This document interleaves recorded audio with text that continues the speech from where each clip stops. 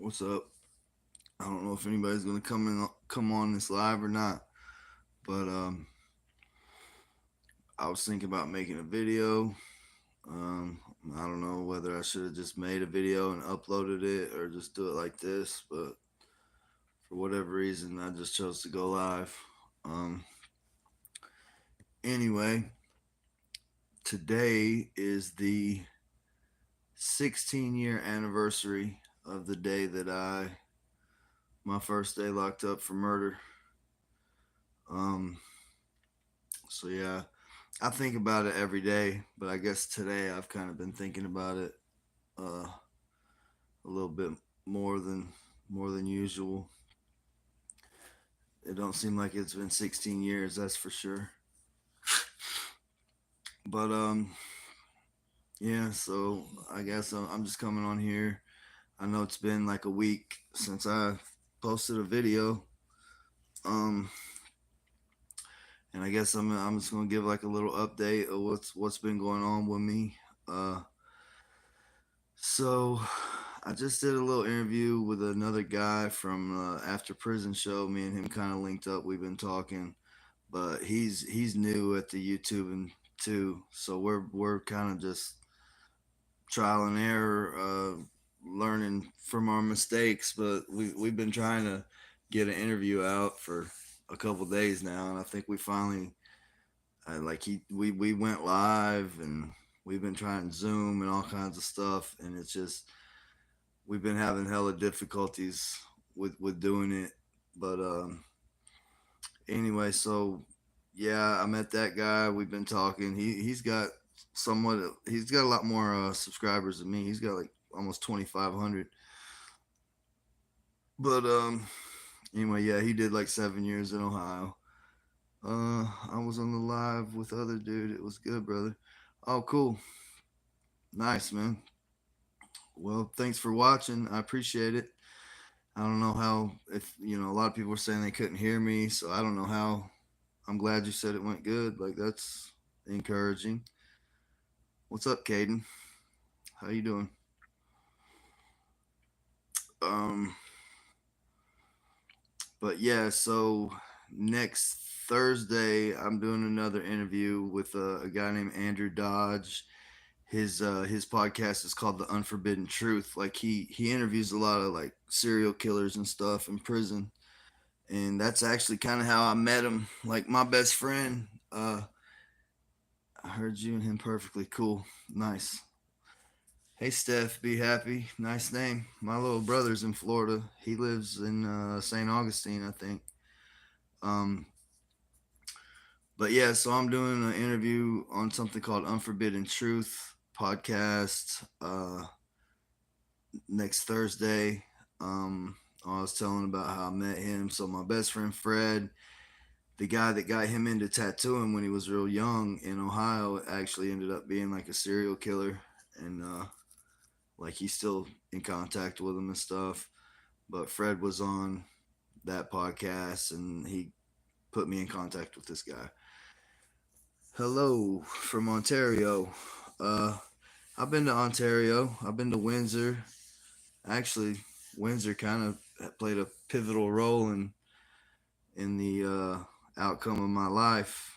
Uh, I I used to go over there. I lived in Michigan, and it was only like an hour drive to Detroit, and right across that bridge from Detroit is Windsor, and you can go over there and drink in bars when you're 19 years old. So I used to go do that, and met some people and kind of changed the course of my life.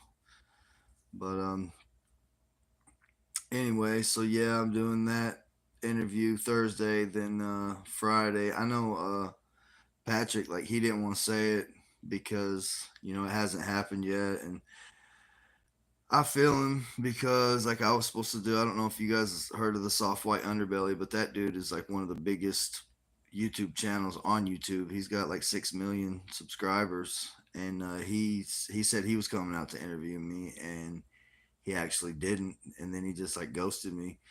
Uh, so I mean, I guess that's why Patrick don't want to say who we got lined up to do interviews with, but I don't care.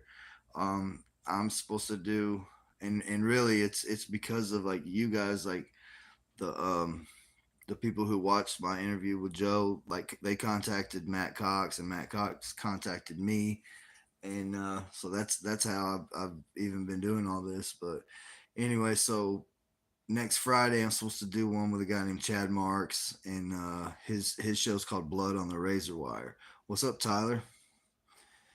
And then September the 26th, so next month, I'm supposed to be doing Ian Bick, which he's a really good interviewer. I've been watching some of his stuff, and like he asks a lot of good questions. So I have a feeling the when I get with him, like that's probably going to be a pretty good interview. I'm hoping so anyway. Um, but yeah, I've been to Windsor. I've been to Toronto. I've been all over the place, man. I've been to Juarez, Mexico. I've been all over the United States. Um, Dustin Baker, maybe you can get on a popular podcast. Yeah, that would be cool. I'd like to be on Joe Rogan, but I mean Ian Big and Chad Marks, they both have got like 300,000 subscribers. I mean that's not 6 million, but that's a pretty decent following. Go feed that greed. The hole will make you or break you. Yep, that's true. How many of you guys know how to play chess? I used to play chess through the vent shafts in the hole. Yeah, Joe Rogan would definitely be the shit. And you guys haven't even like heard the whole story. And I think one of the reasons why Mark Leda might have ghosted me is just because once he heard like the whole story, because I did this other podcast and I'm talking about like energy, frequency, vibrations, and fucking magic. And it's crazy. You guys go to my TikTok. I think it's Jacob Gentry 518. But like my screen name on TikTok is Valiant Thor. But there's a video on my TikTok. Like I literally like I'm gonna tell this story. Like I haven't told this shit yet, but this is nuts. What's up, New York's Most Wanted? Can you hear me now? Um, but yeah, check this out. So I was in prison, right? And Ian Bick is big on here out of nowhere. Yeah, yeah. I'm gonna. What's up, Gr? And so yeah, check this out, y'all. I had this job in prison, and you guys all heard my psychic story about how the psychic told me my life was gonna get ripped apart in the middle of August, and it damn sure did.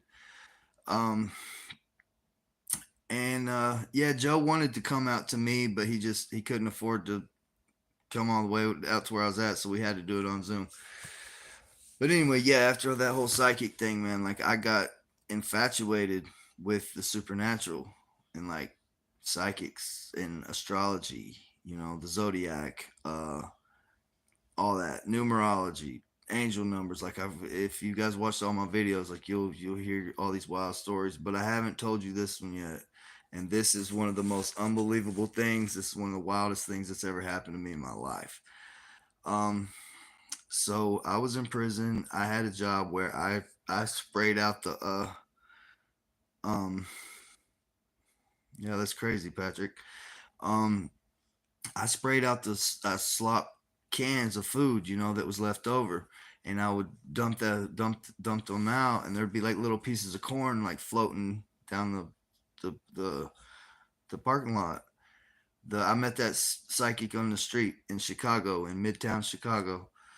Um, so I was all into like magical shit, and I was studying like Hermeticism and the Kabbalion and all these metaphysical things, and I would try to telepathically get a bird to land on my shoulder. And I knew, and a lot, and all the people that I worked with, they knew that I was all into that stuff. Like I was making like runic talismans with this shit on them, like, and carving them with my own blood and putting them underneath the full moon to charge with moonbeams and all kind of wild shit. And like these dudes thought I was crazy, and I was just trying to summon a bird to land on my shoulder telepathically. And it never happened while I was in prison. But when I came home from prison about 2 weeks later, one of my neighbors down the street, he asked me to help him build a fence, and I went over there, and he was paying me to help him build this fence. And we set all the fence posts. We ran out of posts, and he goes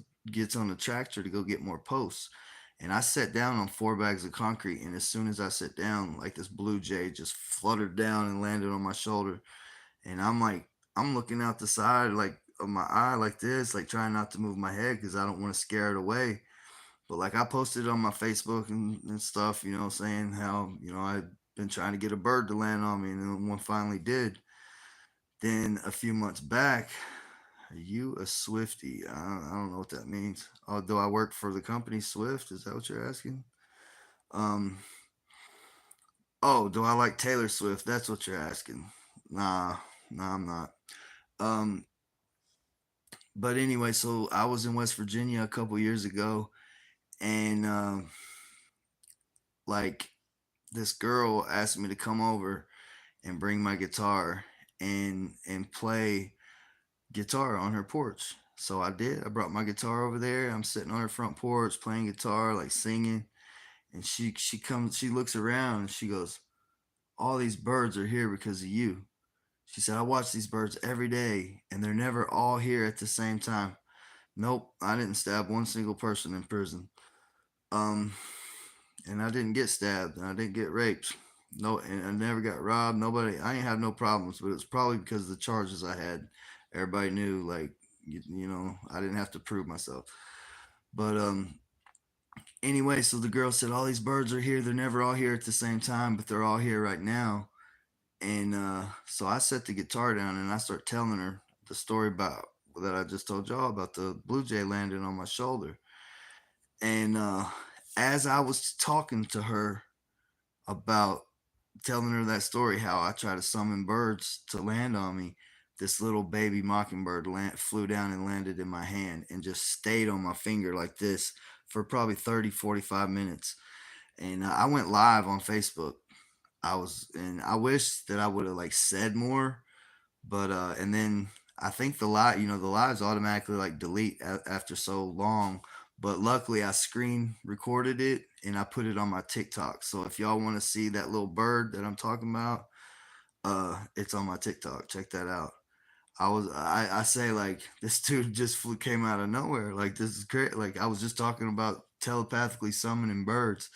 But yeah, that's a true story. I was talking about summoning a bird to land on me, and a bird flew down and landed on my hand as I was telling that story. And there's a video of it on TikTok.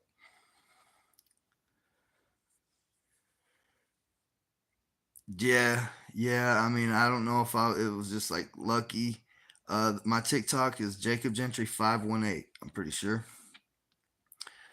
Um, but yeah, I didn't have to deal with no bullshit really, man. Uh, Like nobody ever tried to push up on me. Nobody tried to extort me. Nobody, like well in the county jail, that county I was in was like soft as hell, and I had a red band, and people would see that red band and be like, "Oh no, yeah, he ain't the one," because you got in that county, you got to have it's serious if you got a red band on you. There was only like one other guy, and he had shot his brother in the face with a 12 gauge, and he got away with it too. His name was Throp. His name was Throp, and yeah, he got that off. Like I think he's on the streets already. Like he got like not guilty by insanity, I think, but I think he's already out. But yeah, I guess I need like I'm always like wondering like what should I make a video on today? Like what's my next video gonna be on? And I've got a million stories, but a lot of times I just don't think of them. Like, but something will like trigger my mind. Like the other day, I started using like the notepad in my phone, and so I'm like jotting down like when things come to my head, like oh I should make a video about that. Like and a lot of stories too. Like there's some like really disgusting stuff, and I know like some of my family watches this stuff, and like I don't really want to embarrass my family, but there's some I got some real raw stories I could tell. You guys know anything about talking in the toilets or fishing or passing things through the toilets? Um, because I got some wild stories about that. Like we had girls down on the third floor when I was in the county, and I was in the fifth floor, and we would like I'd talk to them through the toilets, and then you could pass things back and forth through the toilets. Yeah, a lot of people don't know about that. Uh, but yeah, that's pretty wild. I don't know who figured that one out, but they were a pretty smart person. So I appreciate all you guys that are in here right now. Like that's what's up. Thank y'all for tuning in. But yeah, I looked and it's like 11:30, and I guess I wanted to make a video because today is the 16th anniversary of the day that my life was ripped apart. I was really I was going through it 16 years ago today.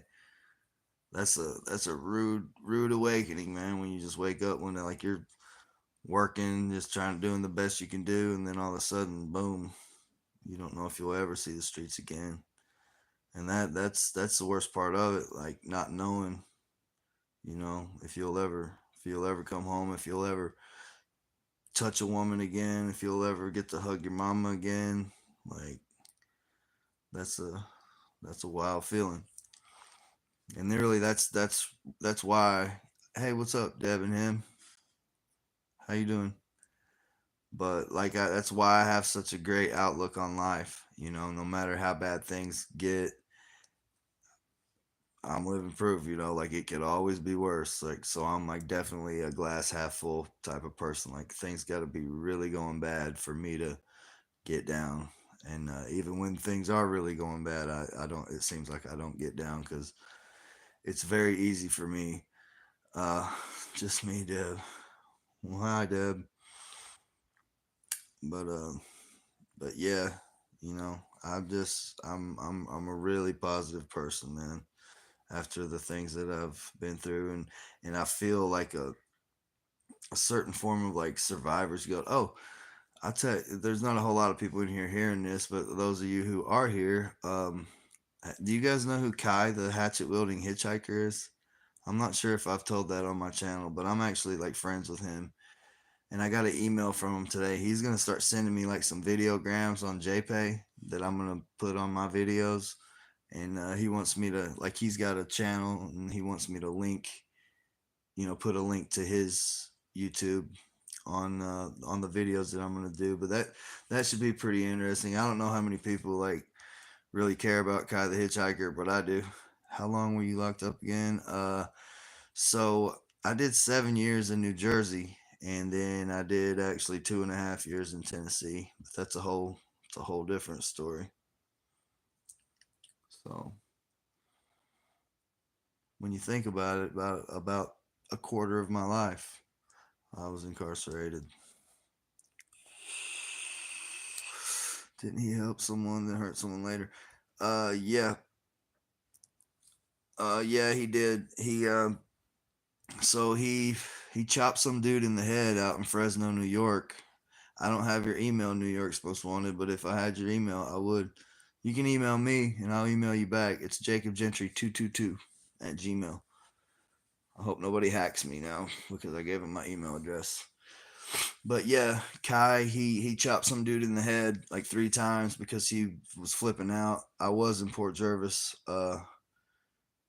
What was it? 12 something Rumsey Street, if you're familiar with that area. I can't remember the exact address, but it was 1200 something Rumsey Street in Port Jervis, New York. That's where I lived when I got arrested. But yeah, Kai, he's locked up in Trenton. That's the prison that I was in, and he got 50 years because he killed an old man that like basically date raped him, and then the old man happened to be, uh, yeah, Kai was a hippie, and I wouldn't be surprised if, uh, we haven't ever really talked about hard drug use, but I mean I'm sure he's done his fair share of psychedelics. And I mean, I wouldn't be surprised if he's done other stuff too. Yeah, I've been to Newburgh. I remember Newburgh was the first place I went when I went out there. I rode a Greyhound bus from Lansing, Michigan, to Newburgh, New York. Oh, you were in Trenton for 8 years? That's what's up. Uh, yeah. I mean, I think about it sometimes. So I've only grown my hair long twice. I grew it when I was locked up in New Jersey because I was gonna dread it up. Like I was about to, you know, I was kind of like protesting because I kept demanding like a speedy trial, and they kept saying nah, basically. And so I was like, fuck it, I'm not cutting my hair until I'm free. And I was like, the only person I'll cut my hair for is my mom. And so, like, before my second trial, my mom's birthday is December 6th, and my birthday is December 8th. And I started picking a jury on my birthday. And anyway, my mom asked me to cut it on her birthday 2 days before I started picking a jury, and I cut it. Uh, I don't think there is a prison in Lansing, but I've been to Ingham County Jail in Lansing. And I lived right next to the prison in Jackson on Parnell Road, the SMP. My ex girlfriend's mom lived right next to it. Born and raised in Camden. Yep. Yep, that's just across the river from Trenton. Or no, Philadelphia was what I'm thinking about. Camden is right next to like Cherry Hill. But yeah, I was locked up with several people from out there, Camden. 5 years in New York State prison system. Man, there was a facility in like what was it like Florida, New York, I think it was in or Warwick. It was in Warwick, and I would see those dudes in them green suit. And this is before I got locked up out there, and I never dreamed I was getting ready to go to prison too. But I would see the work crews like dressed all in green, and yeah, I've been having sinus problems for like seems like months now. I've been like sniffling. I guess I should probably be taking. Well, I do. I take Vistaril every night, but I don't really take it for the allergies. I take it because I got like a weird itching condition. But yeah, it's just I've been sniffling like this forever, and it's so much that I don't even like realize it anymore until I watch my videos and like people are like, "Damn, what are you sniffing drugs or something?" But anyway, yeah, I would see those guys in New York and those on those work crews, and I smoked cigarettes back then, and I had like 3 packs. I threw all my cigarettes out the window. I've always been like that though. Like in Michigan, we were just talking about Lansing, Michigan. Well, this wasn't in Lansing. This was in Mason, but that's Ingham County too. I used to do community service, and I would roll up joints and take packs of cigarettes and just go drop them in the floor at the dog pound because they had trustees there working at the dog pound. So I would always like give them dudes weed and cigarettes, and I didn't even know them. If you made a nice studio with some good lighting, a better camera, um, I'm actually working on that. Trying to get like a more pro setup, but like I live in a little ass houseboat, and it's basically like a tiny house. It's not a big houseboat at all. But I've been trying to like get out of like using my phone for everything because I got a laptop, and so I've got a guy who I met through the After Prison show. He's on the Discord channel and all that, and we actually have an appointment next weekend. He's gonna like do a Google Meet conference with me, um, and he's going to try to help me get my uh, laptop fixed up so that I can run this OBS open broadcasting software. And then I'm going to try and start doing like reaction videos, and like everybody else does, and just watch crazy shit and comment on it. Um, Jackson, Michigan for me. I just heard you say Lansing. Didn't know if you said a joint. Yeah. I lived in Lansing and I lived in Jackson, but yeah, I've been to Jackson jail. I've been to Jackson County Jail. I've been to Ingham County Jail. Uh, and I was actually at that prison in Jackson, but I wasn't a state inmate. I was a county inmate, but they had part of the, one of like the medium security part, like the place, part of the prison, they had like overflow from the county jail, and that's when I was in there. I have been to Oklahoma City. Matthew Cox, he was cool.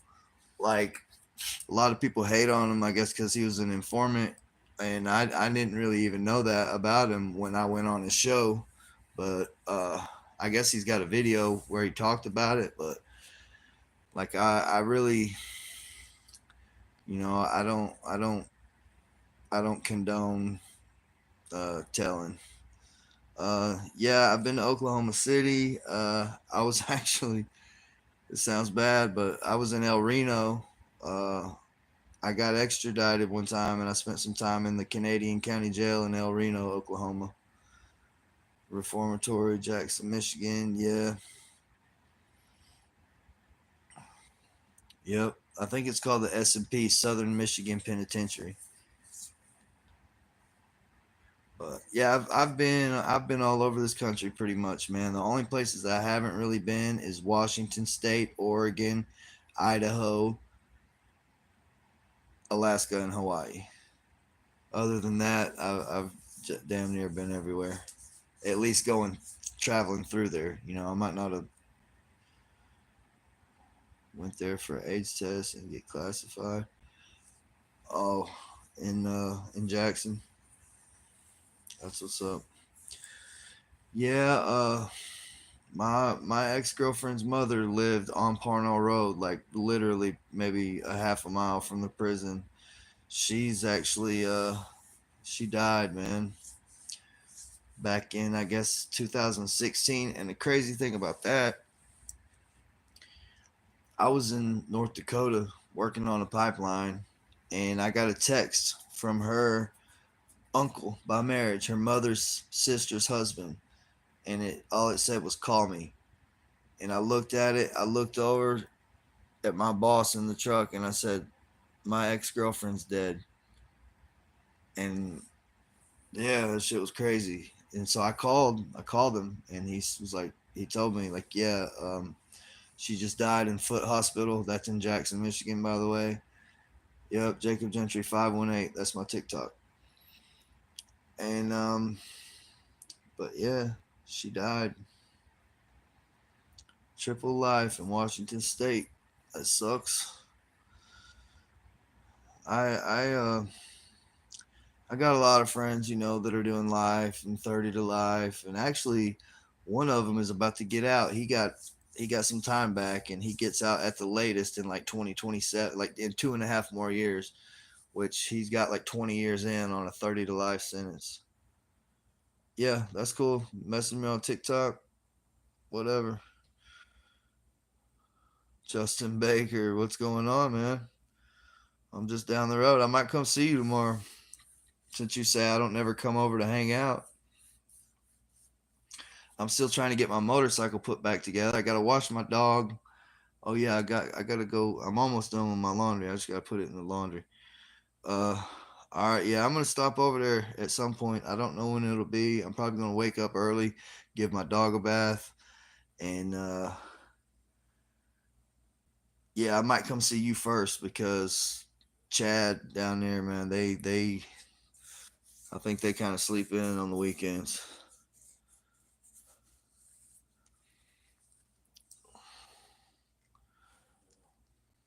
One of my boys is double murders. He's never getting me out. Holler at my boy Travis. What do you need me to holler at Travis for? You mean my nephew Travis, I'm assuming?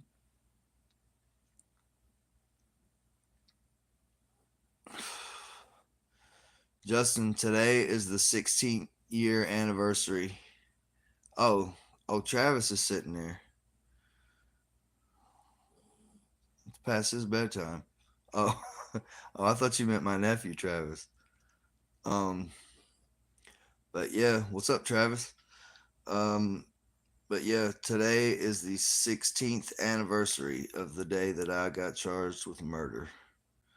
That's crazy. Yeah, it's been 16 years ago today. 3:17 a.m. on August the 17th of 2008.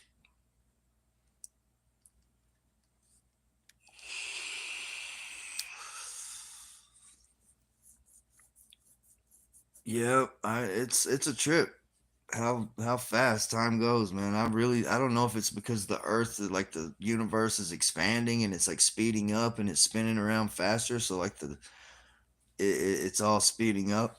Um, Philly dogs. I did just shy of 7 years in New Jersey. I did 6 years and 10 months. What's up, Jack? How you doing, buddy?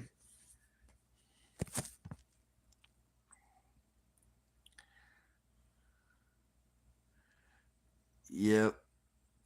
Yeah, I did about just shy of 4 years in the county and 3 years in state prison.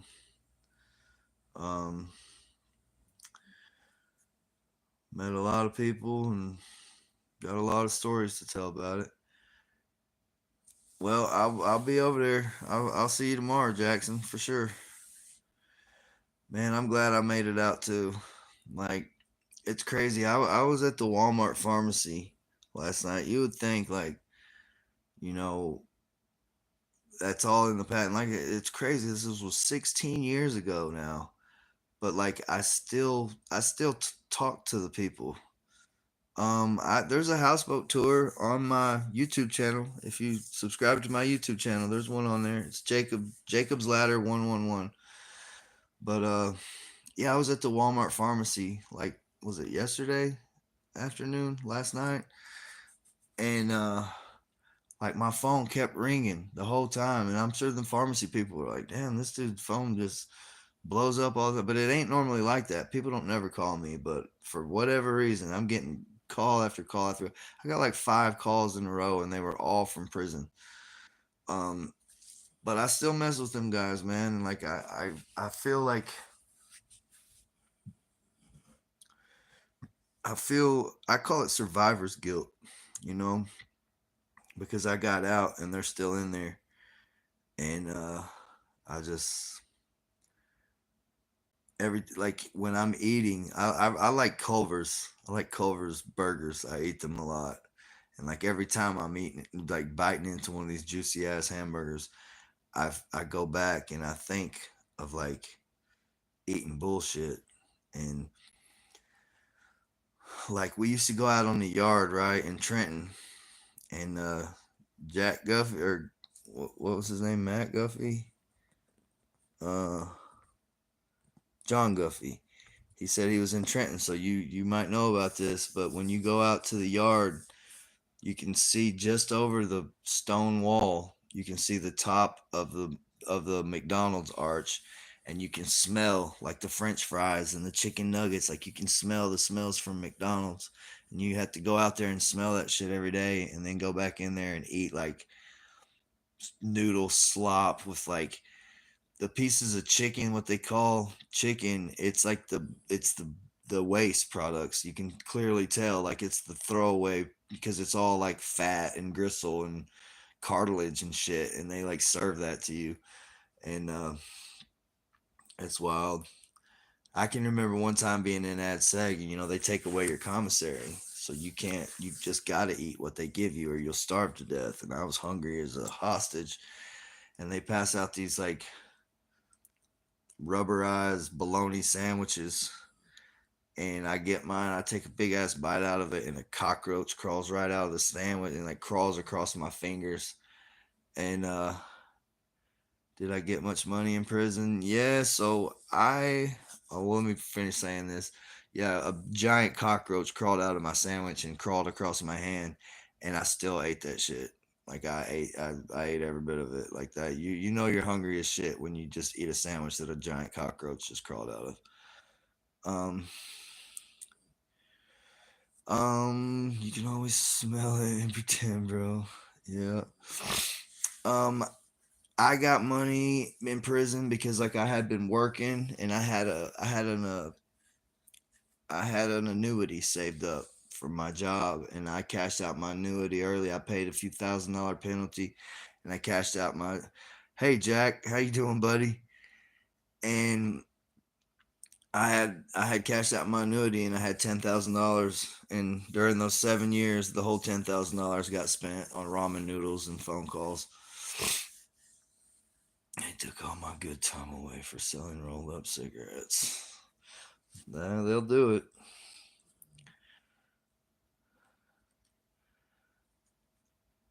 Well, there's only 10 people here. Um, I got maybe because it's late or whatever, but I never really got a lot of people on my lives anyway. And like it's weird with the videos, I made a video the other day about like people trying to murder me, and like that's some real shit right there. Like that's a crazy story, and I figured that would get some views because of how wild that story is. Did I go to Northwest in Tennessee in Hardeman? No, I was in West Tennessee State Penitentiary though in Henning, which is right in the middle of those two. Um, so Joe, he was telling me, he's like, oh, I've been talking to this dude from Tennessee. I'm gonna have him on, and he told me about it. And he was like, he's from Rogersville, and I was like, oh, you talking about the dude that smoked his chick through that hoodie? He was on the A&E show, but yeah, he was down at Hardeman, and I guess they was extorting the hell out of him. But I've been waiting to see him on the After Prison show, but I don't. As far as I know, it didn't come out yet. Jack, Travis, Justin. How many females over there, or just all dudes?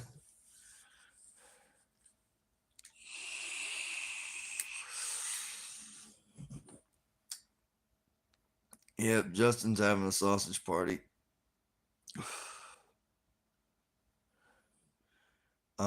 But no, I haven't. I went to South Central, and I went to I went to Bledsoe, first for um. Yeah, yeah, Joe. He's got like 1.37 million subscribers, but he only gets you know my interview, my first part of my interview got 15,000 views. The second part got like 11, and the third one didn't even get like 8,000. But so yeah, he was huge at one time, but I guess everybody fell off. That's another reason why like I just going live right now, because I feel like if I don't keep posting stuff, people gonna fall off and not watch my shit no more. But I kind of, I'm curious now to see how far I can take this. Like I never dreamed I'd have 1,300 or 1,400 subscribers on YouTube, but yeah, yeah, I apparently uh, prison content saturated. To be honest, yeah, there's a lot of people out there doing it, and really, like I've been watching. Like I just started watching that dude Jumpsuit Pablo, and I don't know, everybody like dressing up and like doing skits, and I ain't really an actor. I'm just real as shit. I tell stories, uh, and really like I feel like I want, because I've learned a lot in this lifetime. Like I had to learn a lot of stuff the hard way, and if people can use the what I've been through and benefit from that, like I feel like I should spread the word. If people could live vicariously through me and learn the lessons that I've learned without actually having to go through this shit, then I'll be doing something good. Pablo dude has been making fun of Wade Wilson. Yeah, that's him.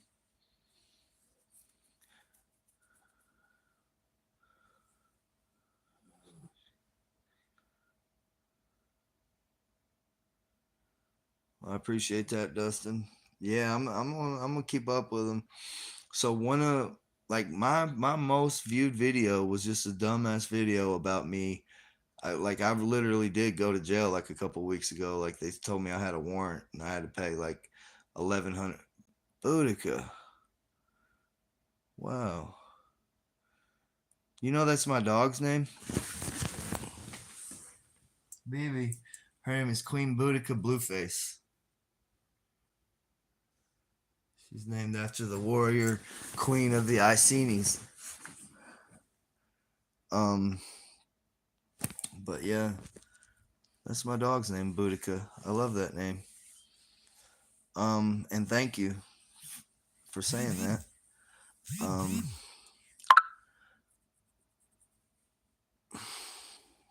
Yeah, I thought it was a really good name too.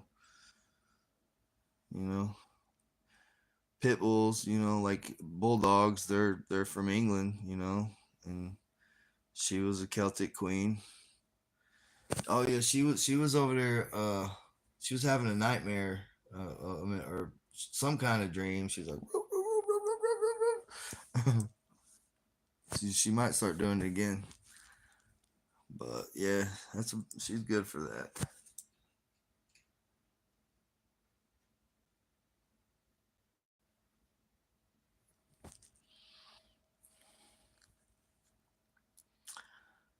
But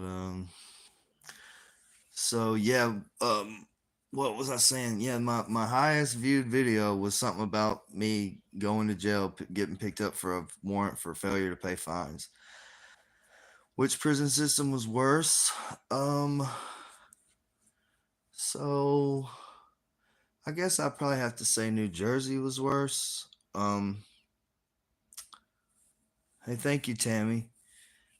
Um, like Tennessee was cool. Like I had an electric guitar in my cell. I got like I wasn't supposed to get it, but somehow I got like actual like clay.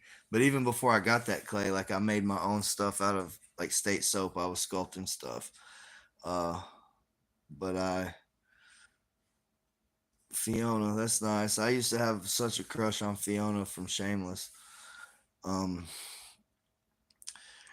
but anyway, yeah, I can't believe that video was like my highest video, and then I talked about like people legit like trying to murder me and stab me in the head.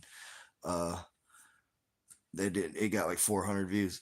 Um, yeah, I had a straight Les Paul with an amp in my cell, and I was in like I taught myself how to crochet. I was in there sculpting. I made tie dyed shirts. I would take the white t-shirts and like tie dye them. Yeah, man, my ex girlfriend was like hotter than that girl. I remember like after being with my ex, like now it's like I mean, yeah, I probably still got a crush on Fiona too, but literally, I swear my ex was hotter than that girl, but she was crazy. I'm glad she's gone. She definitely wasn't wife material. Oh yeah, but back to D Hartgroves. So yeah, yeah, Tennessee was better, but you know I wasn't at Hardeman County. I ain't been to Trousdale, Turner, or whatever. You know, South Central was pretty ghetto, for sure. Um, but like where I was at in New Jersey, like it was all locked down. Trenton, anyway. You know, we only really came out to get fed, and then we had rec for 2 hours every other day if you're in general population. But I spent half my time in ad seg, so I had 2 hours every 5 days of rec. Um, but yeah, like I don't know, and plus the whole New Jersey trip, like I didn't know if I would ever get out. You know, I've seen places you could buy full loaves of bread, cases of pop. Yeah, we could. I don't think we could get a whole case. I think you could buy 12 at a time.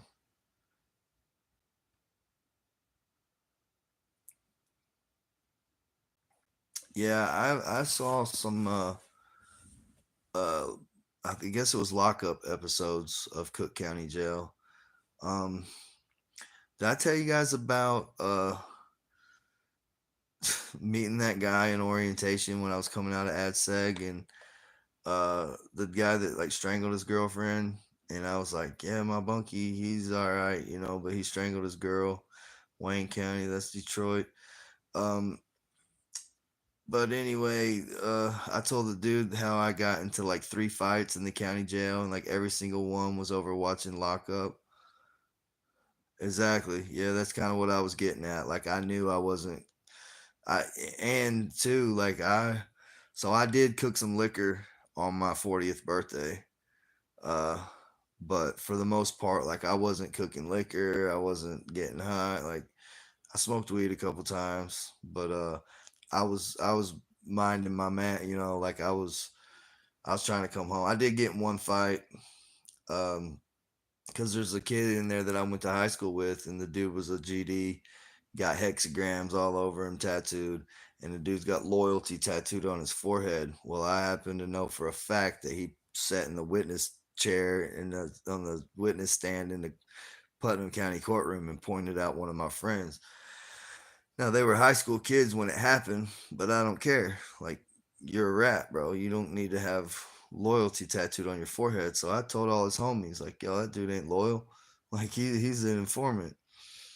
And technically in prison, if you call somebody a rat without having the paperwork to show it, you're supposed to get stabbed. But I was just like, you know what? I don't. Y'all can run up on me if you want, man. But it is what it is. This dude told on my friend, and I'm telling it. Like, y'all want to stab me? Come stab me. Well, they didn't stab me, but they forced him and another dude to come up into my building where I lived and fight me. And I think I did pretty good. Um, I remember there was this big ass Vice Lord dude they called Oso, and he looked just like Kimbo Slice. But after it was over, he was like, "You just beat his ass. I thought you was going to throw him off the top tier." I didn't really think that I beat dude's ass. I thought it was kind of about even, but they did. They damn sure didn't beat my ass. I guess they thought they was going to run up in there and fuck me up, but they didn't. Um, Camden counties. First weekend. Shit again. Where you? When I went to Trenton, they had me in one left for 6 weeks. I Yeah, that's rough. One left is bad. And I've talked about this on my YouTube channel, on my videos. Uh, but if you watch the movie The Hurricane, or if you go on YouTube and type in Hurricane Carter breakdown scene, that's filmed inside one left. And I spent 6 months in that cell. And it's wild. Like, people really do like go nuts back there. Yep, Denzel Washington. Like, I was in that same cell where they filmed that scene at for 6 weeks. Yeah. Well, I mean, you got to have 25 years or better to go to Trenton. Everybody in Trenton has either got a body, or they got like serial rape, or you know what I mean? Like, you got only you got to have hella time to go to Trenton. You don't just go to Trenton with a 5 piece or a 10 flat. Like, you're going to like Yardville or Garden State, you're going to Southwoods or something with that kind of time. But I did end up getting to Rawway. That's in a movie too. Like, it's a Sylvester Stallone movie called Lockdown. Is it Lockdown or Lock Up? I can never remember. But they like build this car and like doing donuts out in the yard. But I should watch that movie. But yeah, I used to walk that yard every day with the president of the pagans. I need to make a video about that, because White Crip dude from New Jersey. Huh. Yeah, I ain't seen it. Southwoods is best. We had a golf course and everything. Yeah, I know some people in Southwoods right now. Actually, I still talk to some people in Northern State. I talk to Kai the hitchhiker. He's in Trenton. Um, but what the hell was I gonna say? Oh, so yeah, I was gonna make a Cuzzo. That's the White Crip dude. Sounds like it. Um, but yeah, I don't think I know him. But I was down at Rawway one day, and like the sergeant, I was standing there with Tommy Clauso, and he said, he came up to him like Tommy was always called me a pagan, but I wasn't, like. And then there was a real pagan in there named Billy Martin, and he would tell Tommy, he'd say, man, he can't be pagan. You can't join in prison. You got to join out on the streets. Like, you can't get brought home in prison. And Tommy would say, "Well, I'm the goddamn president. I can do whatever the hell I want to do." But anyway, like I remember one day, like the sergeant come up and he was asking about Billy Martin. He's like, "Well, what's up with Martin? Is he official?" And Tommy looked at the sergeant and he said, "Well, he's in here for killing a Hell's Angel. I don't know how much more official you can get than that." Um, but anyway, like my until I made the one about video about me going to jail, my highest watched video was the one about the Hell's Angels that weren't. So I was thinking maybe I would do another video about the pagans that were and tell that story about Tommy telling the sergeant, "I don't know how much more official you could get than that." But yeah.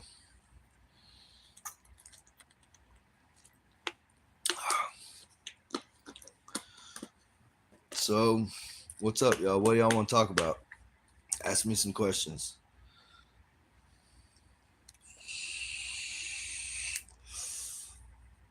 Hopefully I didn't miss anybody's questions. I was trying to pay attention and reply to everybody.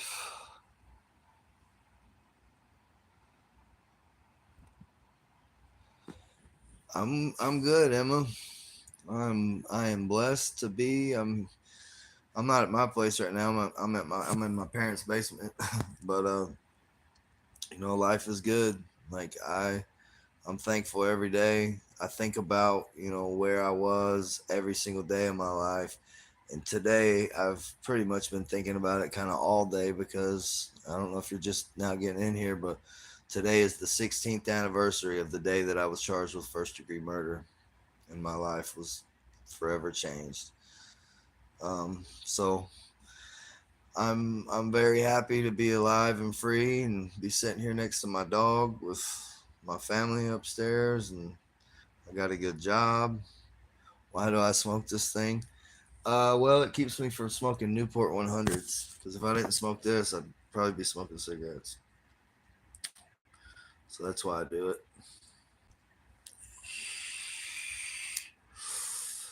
I am from Putnam County, Tennessee, born and raised, but I've kind of lived everywhere. I spent a lot of time in Michigan. I spent a couple years in New Mexico. Um, spent 7 years in New Jersey. So, and I've traveled my whole life. My father was a traveling pipeline construction worker, so I went to a lot of different schools and elementary schools across the country. Check out Hype E-Liquid by Propaganda. All right. You're from New York? I went to school in Akron, New York. Sober in your opinion? Is that sober in your opinion? Nah, it's not. I mean, and then this is just my opinion, but no, like I was just telling my dad, um, that I had a root canal last week, and it was all I could do. Like one of my good friends is has a prescription to him, and I know I could have got one. Uh, but I mean, it's an opioid. Like if you're on Suboxone, you might as well be on pain pills or something. But I was on Suboxone myself for several years, and the last time I went to jail, or the last time I turned myself in to go to prison, it took me 6 weeks to kick. I was on Subutex, and literally, I would like go to sleep with my eyes open, and that's a y'all want to hear a crazy story real quick that I just thought of about 10 off and on. How long were you in prison for? I was in prison for, in New Jersey, I was in prison for 7 years, and in Tennessee, I was in prison for 29 months. Yeah, it's way better than doing heroin or spending all your money on pills. Okay, this is another true story. So June June the 10th of 2019, I knew I was going to turned myself in the very next day to do a 10-year prison sentence, and I'm actually on parole right now on for this case. But I I went to go see my best friend. I went to go see my brother. I went to go see my mom and dad and tell my family bye, before I went to turn myself in to go do this 10-year prison sentence. And as I was leaving, I saw this kid, and I passed him driving down the road, and I'm thinking, what is he doing in my neck of the woods? Because I lived way out in the middle of nowhere, and there wasn't no reason for him to be going down that road. And something told me to turn around and follow him because I just knew that he was going to my house. But you know, I had people to see. I knew that I was about to turn myself in, and I might not see these people for a decade. So I went to go see my loved ones. And when I got home, my house had been broken into. Thousands of dollars worth of tools and like a crossbow and a lot of, they hit a lick on me. And I had just filled up a bottle. I had 60 Subutexes. Plus, I had some left over from the previous month. So I want to say I had around 80, 85 Subutexes. And I had planned on taking those with me, because I was just deathly afraid to have to kick that. So I was just going to try to wean myself down and make them last as long as I could. And, but anyway, I got home. They'd stolen all my Subutexes, stolen my tools. And I knew it was him. And I called him up and I said, hey, I said, I know you took my shit.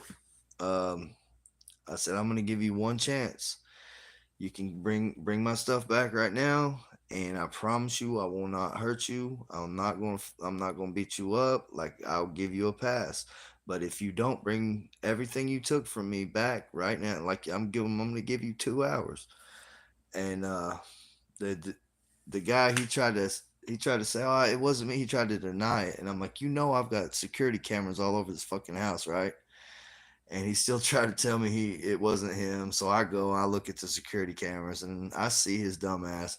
And not only do I see him, but I see this other kid that I went to high school with both of these dudes actually. But I watched the cameras and I saw who he was with, and I knew who that guy was too. So I ended up turning myself in the next day, and I was in there kicking for like 6 weeks. I couldn't sleep, and all I thought about was these dudes. And that's all I talked about. This one guy, he came in from like way out in West Tennessee, and he I kind of looked out for him. I gave him some clean drawers and a couple soups and stuff. And this guy was always like, what's their names, what do they look like? He's like, I'm gonna get them for you, I promise, I'm gonna get them for you. And I'm just thinking, every time that guy would say that, I'm thinking to myself, like, man, shut the hell up, dude, you're not gonna do nothing. And so I'm laying there, and it's just one of those times, like, and I fall asleep with my eyes open for like 30 minutes, and I was having dreams, like, so I got PTSD. I'm diagnosed with PTSD because I have dreams that basically it all happens over again. Like I accidentally kill somebody. And that's always like the nightmare. Like, whoops, I've done it again. I'm going to prison, and nobody's ever going to believe that I could accidentally kill two people in one lifetime. So, like, that's the nightmare. But anyway, I have a dream that this guy, one of the dudes that robbed my house, um, was throwing Molotov cocktails at my house. And like, I reached into the fire and grabbed the neck bottle, the broken glass out of from this bottle this dude just threw at me trying to burn my house down. And like, I ran up and stuck it in his throat, and his eyes got real big, and I was like, oh shit, I've just killed this dude, I'm going back to prison. And then I wake up and was like, and I'm always so happy to wake up and like realize that wasn't real.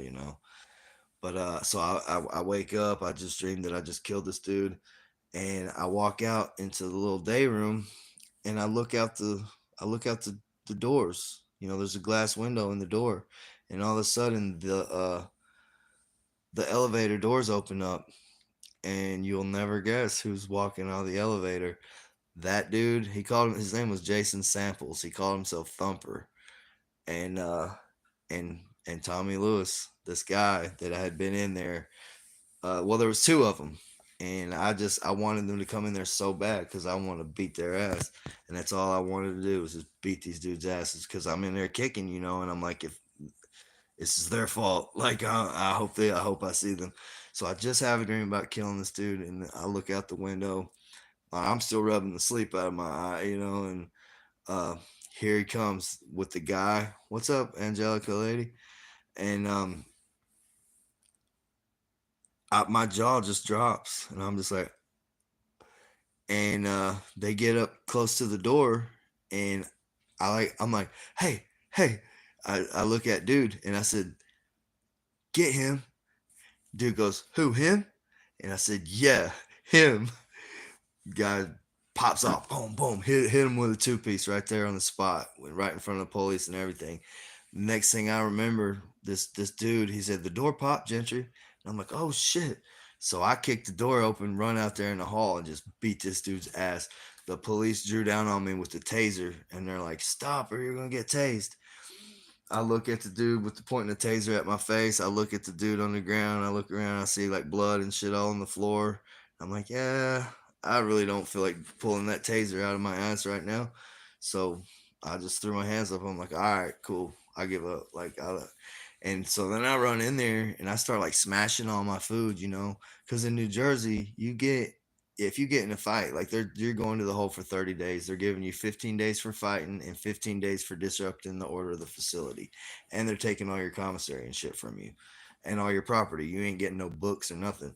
So I go in there and I'm like smashing all my food, like throwing it around, giving it to people, and think that I'm going to the hole. But I told the cops, I'm like, that motherfucker broke into my house. Fuck him. That's what he gets. But I didn't even get a disciplinary charge. I didn't go to the hole or nothing. But they put me on maximum security. Uh, and then the next time, like the laundry dudes came around to do laundry, I took a whole laundry bag full of food. I put bags of coffee, honey buns. I made a big ass bag of food, and I said, "Man, give this to Jason Samples," and he didn't get in no trouble at all. But yeah, that guy that I was like, every time he would say, "I'll get him for you. I promise. I got you." I'm thinking to myself, man, you ain't doing nothing. But he surely did. He surely did. That's all I had to say was, "Hey, get him," and he got him. And then I come out and got him too. But yeah, that's a true story.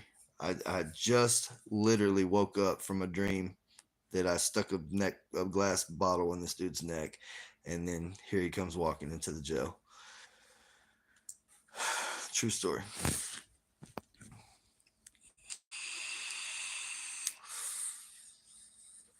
Well, the one of them showed up in there. Yeah, exactly. And story about that. That other dude, once I got out, like he hit me up. Man, I've got a friend request from him on Facebook. And I didn't accept his friend request, but this dude hits me up on Facebook talking about, oh, let's play some cards or something. And I'm just thinking to myself, like, bro, really? Like this dude is nuts. Like he's lucky. You know what I mean? That I'm like a nice person, and like I don't really like. No, I don't. I'm not really holding a grudge against him, but I definitely ain't trying to kick it with the dude or show him where I live. But you know, I could very easily just pretend to be his friend and get him in the same room with me and beat the brakes off his ass. You know what I mean? But I'm not trying to kill nobody. I don't. I don't want no problems. Like I believe in karma, and that dude ain't never gonna be shit. Ain't never gonna have shit. No, Thumper didn't get thumped. Thumper thumped the dude for me, like, cause I didn't know I was gonna be able to come out there in the hall. I didn't until that dude was like, the door pop, Gentry. I didn't, like they're on the other side of the wall to me. Yeah, yeah, I'm hella cool, man. Like I don't want to hurt nobody, but there was a long time when I did want to hurt him. Yeah, yeah. So the dude that Thumper got for me, his name was Tommy Lewis. Um, well, we all went to school together in this little small town here. But Thumper, he was from Humboldt, Tennessee, which is like 3 or 4 hours away from here. And then I guess I found out like he was a he was a AB or he not AB Aryan Nation dropout, and like they had like cut his tattoos off and stuff. I sure am glad too, Emma.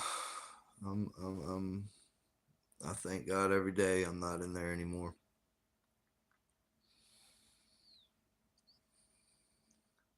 Thumper's name is Jason Samples.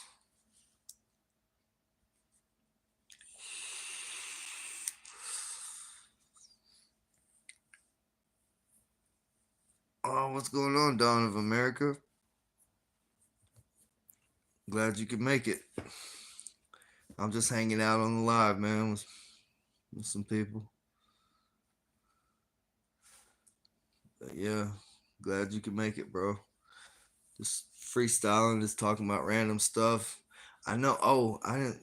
I could tell you guys this. So my dad's been asking me to find him like a Bluetooth stereo for his little trash truck, his little S10. So I met this kid on Facebook Market this morning and bought my dad a little Pioneer. Anybody from Carroll County? Nah, sure don't. But anyway, this kid supposedly like he knows how to edit videos and his social media game is up there. So I got his phone number. I'm not gonna show him where I live yet, but I I'm sketched out about showing anything, because like I said, them dudes that I was just telling about, well, I wasn't messing with the one guy, but I legit like let the one guy know where I live. Like he when I first moved into the house, like the dude like helped me move, and that's how he knew where my house was. But I'm super sketched out about letting anybody know where I live now because I've just been robbed so many times. People ain't worth a shit no more. Or maybe I just mess with, you know what I mean? I should have be more selective of who I associate with. But I've always been like real, non-judgmental of people.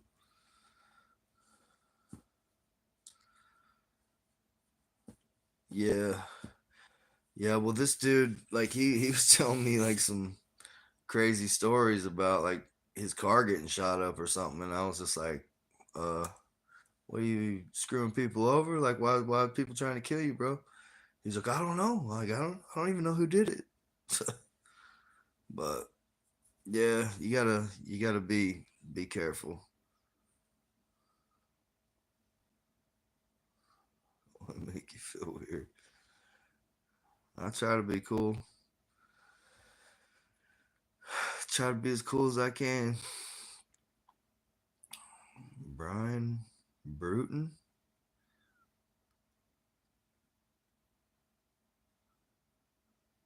That's funny. I know a dude named Brian Burton.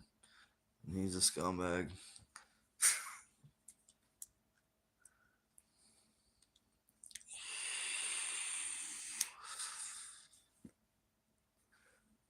Yeah, subscribe to my YouTube. Share it, like it, share it. I just I don't know. It's weird because everybody's YouTube. They all got like professional little studios, and they're way more pro at it than I am. I just and a lot of times like it's super weird to me to like put myself out there on the internet like that, and I get kind of weirded out about being in front of a bunch of people. I have not tried Vegemite, but I know that it's like Australian, like a vegetable paste, and I would definitely try it. I know it's like an Australian thing. Uh,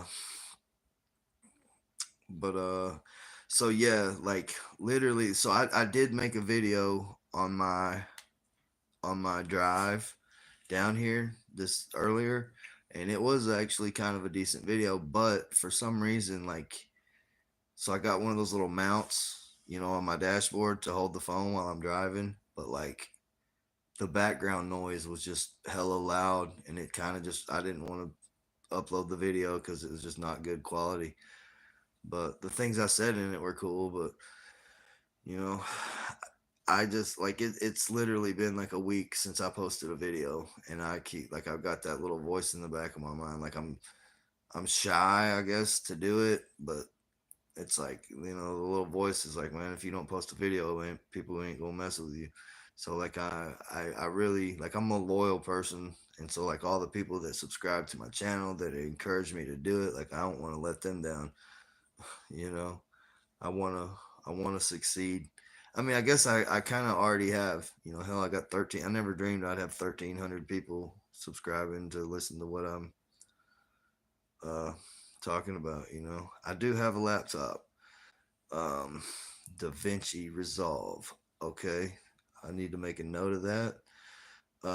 So I've just tried to like start using this OSB, open source broadcasting, so that I can like bring up videos, and I can do reaction videos, and I could pull up video. I could like Kai. I could pull up Kai's video.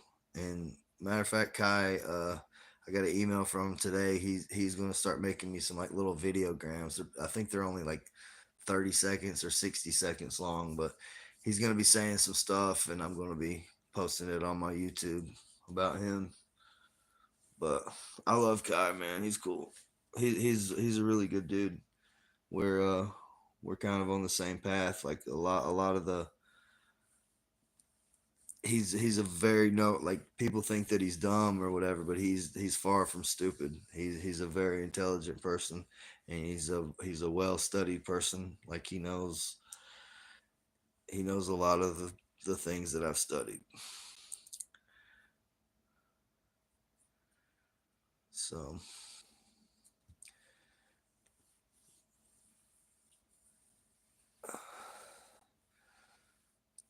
so talking about the movie industry, I just got on a list to work in the movie industry actually. As a truck driver, I got on the movie set list, so I'm probably going to start getting some calls pretty soon about working driving trucks for them, like when they make movies around Nashville or in Tennessee, anywhere. They're gonna be calling me to work driving trucks for them.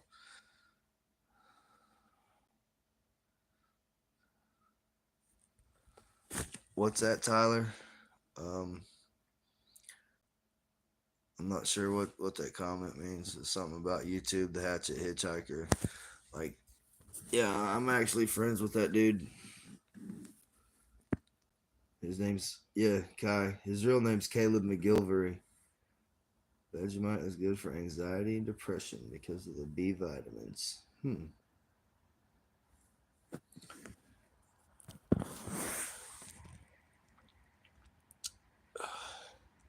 Yeah, I don't think I'm like really depressed. Yeah, Kai the Hitchhiker. Yep. Yep, he's a friend of mine. I just got a message from him today. I should be getting some like videos from him, and I'll show them to you guys. I'll put them on. I got a message from Dave, from Super Dave. He's the guy that I was telling you about that rode around with his girlfriend's body in the car, and he was on lockup. So we're both coming out of orientation, and we go to the South Compound, and I made a comment like, yeah, I was like, I ain't even been in no fights here, bro. It ain't that bad. I've not fought one time. I told him, I said, in the county I got in 3 fights, and every time it was over watching lockup. What's up, Anna? Nice to see you too. And dude looks at me, he goes, oh shit. He said, I'm gonna be on that shit this weekend, son. And I was like, man, shut up. No, you're not. He's like, no, for real, son, I'm gonna be on that. So we get in the cell, turn the TV on. Next thing I see is like live Saturday night lockup, Bergen County, New Jersey. And here they got this dude's picture on the commercial. It was crazy. But yeah, I just got a little video message from him like 2 days ago. All right, thanks for stopping by, Don. I appreciate it, bro. Yeah, he was definitely sunning me.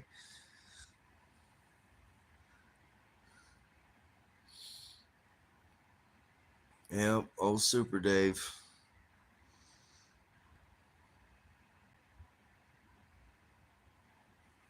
Right. Yeah, so Kai, man, he believes that they like targeted him because he got famous, and in that video where he got famous, like he was talking about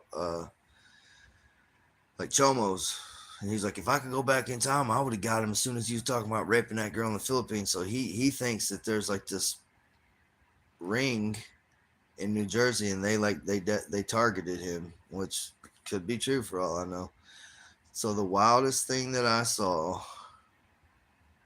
What you got? Kai cannot. No, I'm talking about Kai the hatchet wielding hitchhiker. Um, so like wildest, like most disgusting, like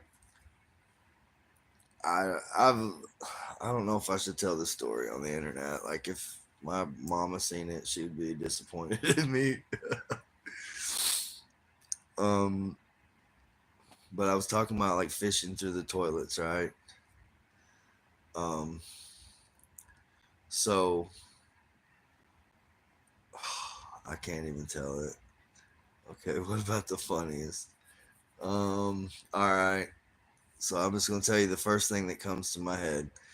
So there was this guy in the county jail, and his name was Mike Shea, and they called him the Walmart Whacker because he was like caught in like the Walmart parking lot, like I guess he was like jacking it or something. Uh, but the dude come in there and like normally like somebody like that would be like considered a chomo, but so in that town, like everybody knew this guy, and everybody said the same thing. Like he used to be a normal person. Like he was a respectable guy. He had nice cars. He had nice things. He had money. But I guess he had a wife, and he caught his wife cheating on him, and she left him. And she was like banging dudes in the back of his nice ass cars, and he just fell into like this deep depression. And he got this experimental. You guys ever seen Requiem for a Dream, where they put that mouthpiece in your mouth and shock the shit out of you? Like they really used to do that. But Mike Shea like volunteered for this experimental electroshock treatment therapy for depression, and they shocked the shit out of him, and they paid him $25 every time that they did it. But it like fried his brain, and he had like the mind of a child. So like I really didn't hold that. I thought it was funny, really. Like he wasn't like touching no kids or nothing. But anyway,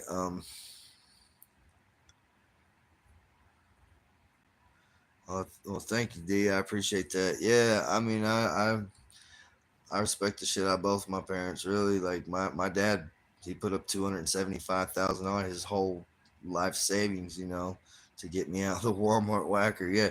So anyway, Mike Shea, man, I swear to God, I used to say I was going to get a portrait tattoo of this guy. He was the funniest looking dude you ever seen. Like he had like this big old hook nose, and he had like he grew his hair out long, and it reminded me of like on Kingpin, that Amish dude, how he had that little haircut. um, and Mike Shea would like grind on poles and act like he was like pole dancing and like slide up and down them and shit. And we had a TV where we had like the cable. It had like music choice channels, and I would put on like death metal. Hey, what's up, Sonya and Tama? How you guys doing? I would put on like thrash metal, and this dude would go and just headbang for like hours at a time. And maybe it's like mean of me, but he actually amused the shit out of me. Like I would like just sit and watch this dude, and um, he was funny as hell.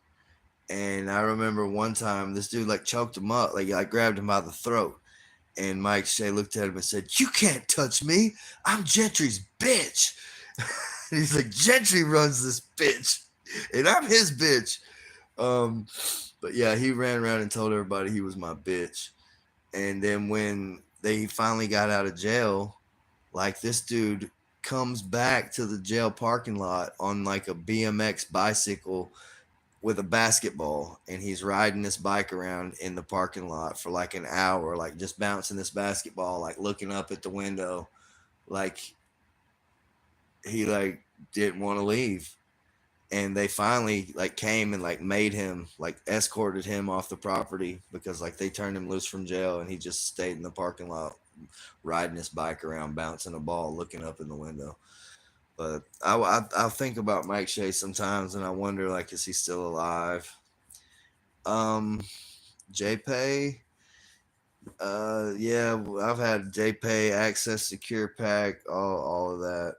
Union Supply, Direct. I know about all that stuff.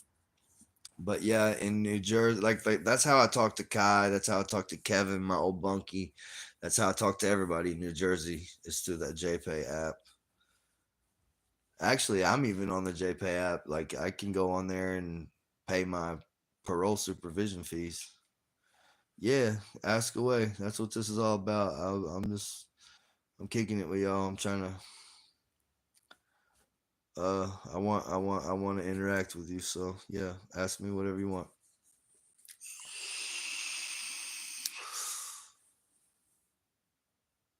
Anybody else got questions? Ask them. Cause really, that's how I'm gonna be able to like tell the stories. Cause I'll just be like, well, what do I talk about? What do I talk about? But then if you ask me, like, uh, the first thing I did when I got home. So the first thing I did when I bailed out, the first thing I ate was white pizza. And if you're not from like New York, New Jersey, Pennsylvania, you probably don't know what that is. But white pizza is a pizza that's almost like a calzone because it has ricotta cheese. It doesn't have the red sauce. It has white sauce. Okay, yeah, white pizza. So I'd never had it until I came out to that area, but that was that was my first meal, was white pizza with chicken and black olives and mushrooms. Um, and I actually saw one of the COs from the county jail in the parking lot there, and I like ran up to his truck door and was like scared him. He's like, "What the fuck are you doing out here?" I'm like, "I'm bailed out, bro." Um, he was cool. That dude ran for sheriff, and he didn't make it, but I wish he would have. He was a really cool guy. His name's Andy Bowden. Um, I'm pretty sure I'm friends with him on Facebook. But so yeah, uh, I ate some white pizza. I went I went straight to Tennessee. I got to see my grandmother who was dying of cancer, and spent a day or two, seeing my grandparents. And then I went straight to a place called Bourbonnais, Illinois, which is about an hour south of Chicago. And I started working like 6, 7 days a week.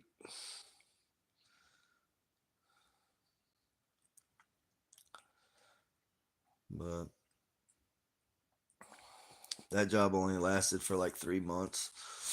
But yeah, I was working within like 3 days of getting out. Um, but I've done a. So I had like this bucket list when I was locked up. Did I ever have a bad roommate? Yeah, yeah, I had one or two. So I think I told this story already on one of my videos or one of my lives, but I'll tell it again. Um, there was a kid. He called himself Double R. Come in my room. His name was like Ricky Rodriguez or something, and he was in there for a couple days, and all he wanted to talk about was fighting, fighting, fighting. And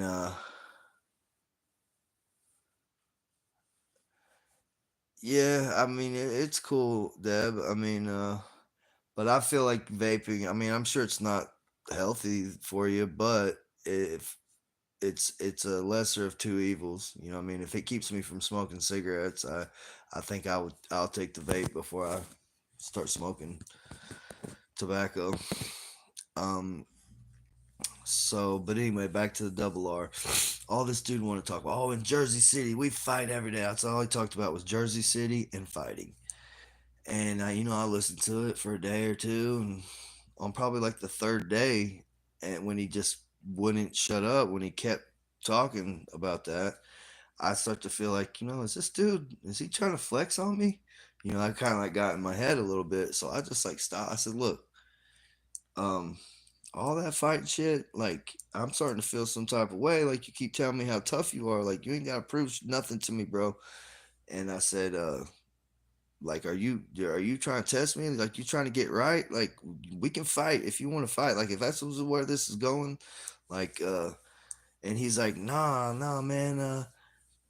He's like, it ain't like that, man. It's cool, it's cool, it's cool. And but then the next thing I know, like he went out there and told the cops like get him out of my cell, and he went into another cell. But then later after that, I was back in that sec, and he was one of them dudes throwing like piss and shit on people, and I was just like, man, I'm glad this, if this dude would have ever did that to me, like shit would have been bad. Um, Yeah, man. Yeah, that's definitely a thing. And also, they'll take baby oil and heat it up with a immersion heater. Like you can make your own. I'm probably gonna make a video on how to make I'm gonna show you how to make like an oven out of a trash can, um, and all kinds of stuff. But anyway, so yeah, Double R he got moved out of my cell, and then the next thing I had the cell to myself for a couple days. And then a couple days later, the door opens and I jump up and like hide my weed, like start hiding everything. Because when that door opens, you don't never know. You think like the cops are running down on you. So I'm hiding all my stuff, but I see this old man come walking up with a mattress and a laundry bag full of stuff, and he comes in the cell. He's like, "Country," and I'm like, "Yeah, man, that's what they call me." He's like, "I'm Carl," and anyway, he comes in the cell and talk to him for a little bit, and like I'm laying down in my bunk. He's like, I see you like tattoos. He goes, I've got a niece who's a world famous tattoo artist. She was on that show LA Ink. And I said, who, Kat Von D? And he said, no, the other one. And I said, Amy Nicoletto. And he's like, yeah. So it was crazy, like, because my sister in law had just gotten a tattoo by this lady and gotten her autograph for me, like a 8x10 glossy photo of this chick. I didn't even say her name on the last video just because I wasn't trying to put her out there like that. But it ain't like I got a million damn people watching this shit anyway. But I had this girl's picture taped to the bottom of this dude's bunk. I'm on the bottom bunk, he's on the top. I've got this picture of this sexy goth tattoo artist, and like autographs and everything. And so I pull it down, I take the tape off of it, and I'm like, her? And he's like, yeah.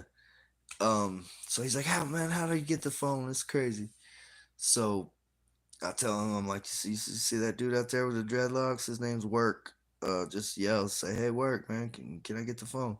So he did. He brings the phone over, and the dude calls his mother, and his mother's name was Sarah Nicoletto, and it was this girl's grandma. And so like his mom sends me all kinds of pictures of her like as a kid and as a teenager, and it was wild. She might see this one day. Well, if you do, it's all right. I mean, um, so what ended up happening with that? Like they were saying, like, oh well, if you ever get out, go hit her up. She'll tattoo you. And I had planned on doing that, like being like, oh hey, I was cellmates with your uncle in Trenton, but then one day, Super Dave, the guy I was just talking about, he came to me. He said, "Hey man, your bunkie got the funny charges, right?" I'm like, nah, I said he told me he was in here for beating people with a baseball bat. And but anyway, so after Super Dave told me that, I told the old man. I said, "Look, man, sorry, but I got to check your paperwork because you've been called into question." And basically he admitted it. He admitted to me what he was really in there for, and I still read his paperwork anyway. And I was like, yeah man, like I ain't gonna beat you up or nothing like that, but you got to go. You can't be in this cell with me because I'm not going. I can't have people running around talking about me saying, "Oh, Gentry lives with a chomo." Like, you know what I mean? Like, I'm trying to go home and I ain't trying to have to fight none of these people because that can very easily turn out real bad because that was basically what I was in there for, was fighting. There's a fight that went wrong. I didn't never mean to kill nobody. I wouldn't have killed that dude on purpose for nothing. So I knew, shit can happen. And I was just trying to come home. And but anyway, yeah, I had to eject the old man, and then I never hit up Amy Nicoletto for tattoos. But this was before I had never even met my best friend Fred yet. But me and Fred, we've been homies now for like 8 years. I met him while I was out on bail, and it's crazy too because he worked for my little brother's like best friend at his tattoo shop, and like I grew my hair out all along. I grew my hair for 7 years straight and didn't cut it, and it got down past my ass. And really, the reason why I grew my hair out is because I wanted like dreadlocks to the floor. And then I met Fred, and he had dreadlocks to the floor. And I was kind of like jealous because my little brother's best friend was a tattoo artist. But I went to go see my little brother's best friend, and then I ended up meeting Fred, and we've been road dogs ever since.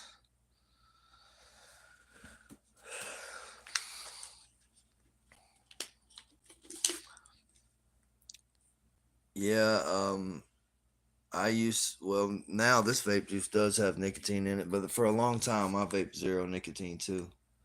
This is three milligrams. My buddy, Ryan Matthew Thornton, he owns a vape store in Cookeville, Tennessee called Doc's Vape Escape. He gave me these for free.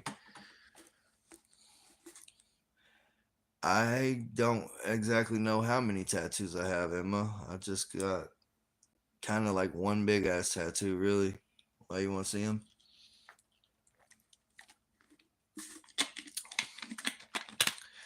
Like, my whole body's almost pretty much covered with tattoos. Let's see. That's an octopus.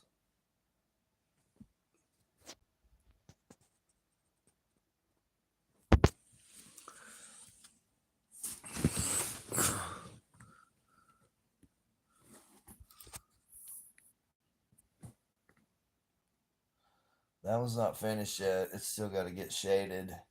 And I got to color the eyes, but I don't know what color I want to make the eyes yet. Um, but that's my dad.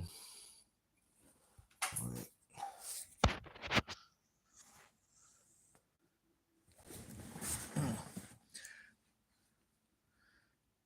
That's my dad. That's my mom. Mm, her parents, my grandparents. There's an owl. That's Jesse James. His grandfather is my 5 times great grandfather. Oh, yeah, you got these too?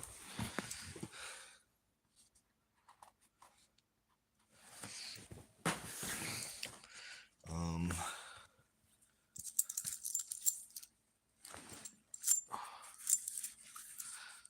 I got this giant skull on me.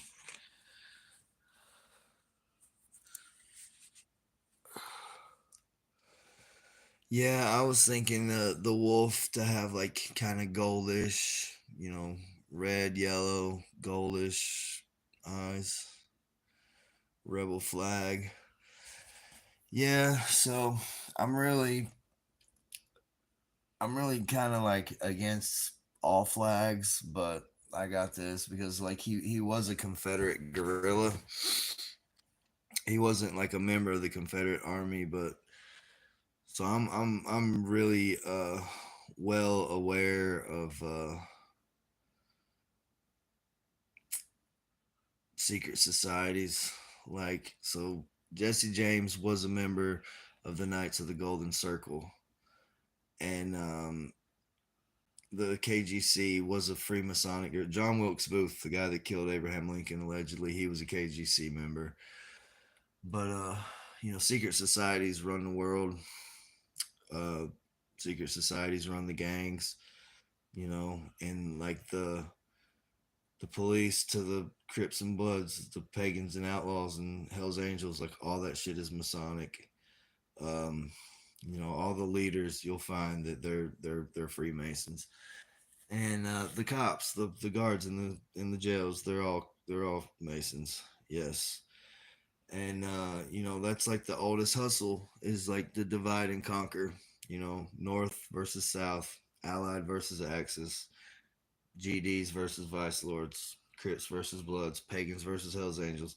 You've always got you've always got the other side, Democrats, Republicans, but at the very top, they're all run by the same ass people, and that's the hustle is to get people to suit up and boot up, whether it's in gangs or whether it's in the military, and go fight for some shit that you've been told is the right thing to do, and you've told that you're making a difference and you're fighting for a cause, but at the end of the day, you're just a toy soldier, and that's what's really going on. Not all Freemasons are white. When I was in West Tennessee State Prison in Henning, every single cop in there was a Prince Hall Mason, and they're all black dudes. So, a lot of people go off on like Jews, and there is a lot of wild stuff going on with Jewry for sure. Like, uh, I know I can tell you a lot about that stuff, but it ain't just that. It's the Catholics too. It's the Catholic Church, the Pope. Uh, you know, it's it's all tied together. So you can't really okay, yeah, the Jews on the media and all that, but still, they play their part. Even like the Saudi royals, those guys aren't even really like Arabs. They're Jewish. You guys look into something called Sabbatian Frankism, or better than that, check out a dude named David Icke. That's my big homie. That dude, he puts it down. Your granddada. What about him? He was a Mason or he was a white man?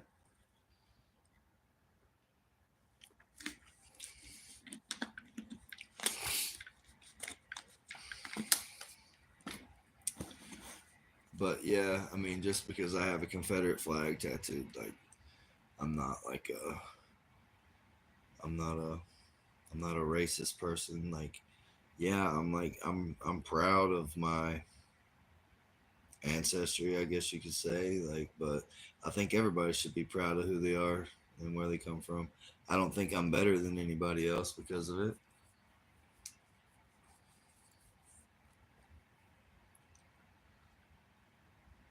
And if I could, I would reunite. I would unite this whole planet. We that's how they keep us down. They put all this shit and all this George Floyd shit in the news. Like they want us to fight each other. Like the television is programming. Like the liberals and the conservatives, and you know what I'm saying. There's always an enemy, and there's always a fight. Like if we all got together and united as a human race and said, all right, well, we're not putting up with this no more. We're like, y'all ain't getting this off no more. If we all came together, they would have no power. But because did Lance Armstrong punch him in the face? I don't know. I had not heard that. But I would definitely come to David Icke's aid if Lance Armstrong punched him in the face. I would body slam Lance Armstrong for that. You don't lay hands on that man. But I did just see a picture of David Icke and Russell Brand, and I used to think Russell Brand was cool.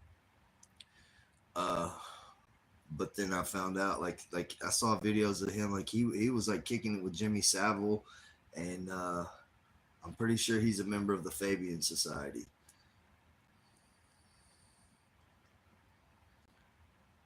Look it up. It's so funny. Okay, yeah, I've definitely False claiming.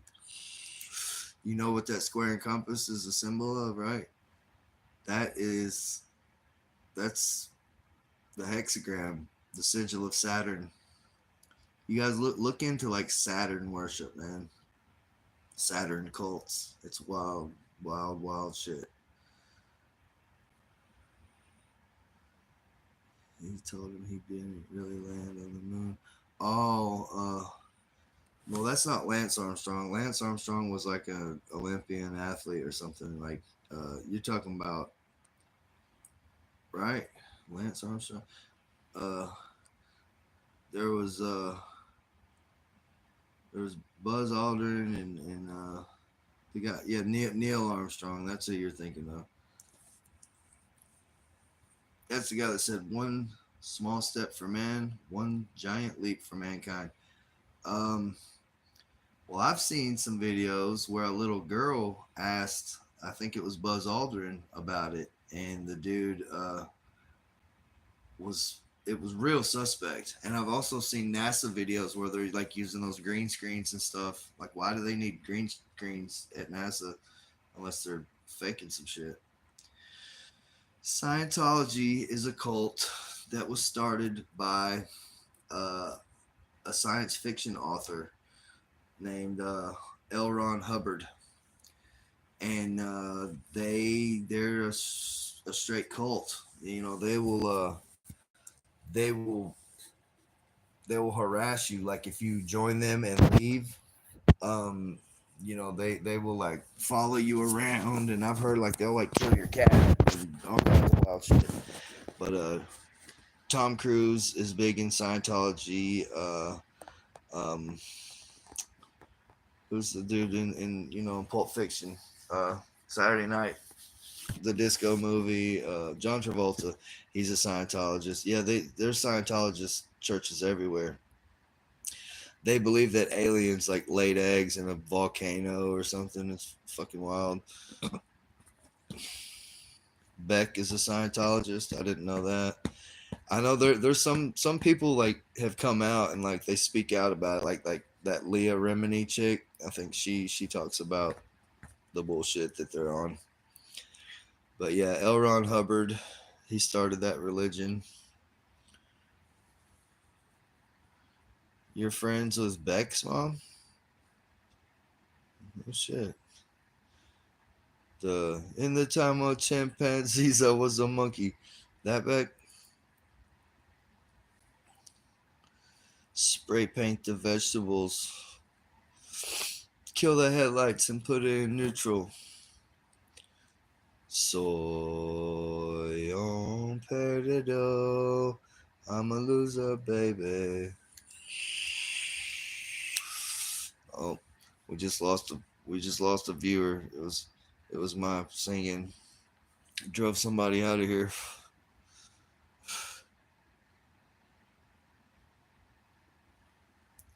Where are you from again, Emma Wolf? Or did you even say? Yeah. You're from New York City or New York State?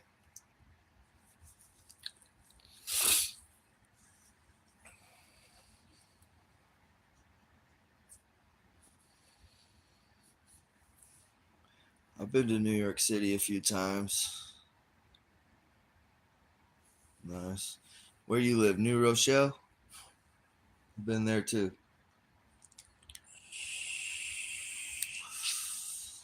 Love is in the air. I wish love was in the air, man. I'm lonely as hell. I haven't even tried to like manifest a new girlfriend with sorcery.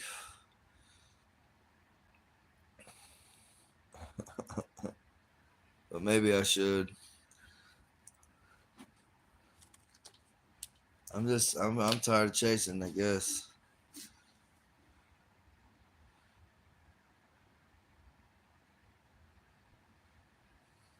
But I need one. Like if I'm gonna have them 3 kids, man, I need to get to it. I'm 43 years. I'm gonna be 44 this December.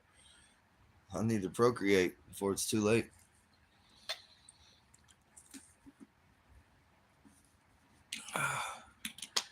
Um, Well, the last few chicks that I met was all on the internet. Like I met like a really pretty girl the other day, but like she was on drugs. Like I rolled up and I met her in person. We like walked through a creek and stuff, and she was cool and everything. But like I could tell, like I've been around that, and it's easy for me to spot it. And she told me, yeah, and I was just like, yeah, I can't mess with you, man, because I've been down that road and I ain't trying to go back. And she tried to like backpedal, I was like, oh, I don't have to do it. I don't do it like that, and I can stop. And I was just like, yeah, but it just seems like nothing ever really works out. I got a chick, that I've been talking to for over a year now. I started talking to her like last July, and this was like right when I broke up with my super hot ex. And yeah, I wish I could smoke weed, but I can't because I'm on parole and I work for the U.S. government. I work, yeah, and I drive a truck, and I could get a drug test at any time, and it would mess up my job, and I ain't trying to mess up a good thing. But I drank several times. Like I drank more last month than I have in a long time, and I've about come to the conclusion that I don't want to drink anymore. I don't. It's not good. You know, like meth is sorcery. It's like evil sorcery. Like that shit that literally puts demons in you. And I also think that, you know, alcohol is alchemy. Alchemy is when you are distilling and coagulating things. You're taking the spirit, you're taking the essence of a thing and like refining it. So you take wine and you are pulling out the pure alcohol out of it and leaving the rest of it behind. But that is called alchemy, and alcohol is alchemy. And I think there's a reason why they call it spirits. Um,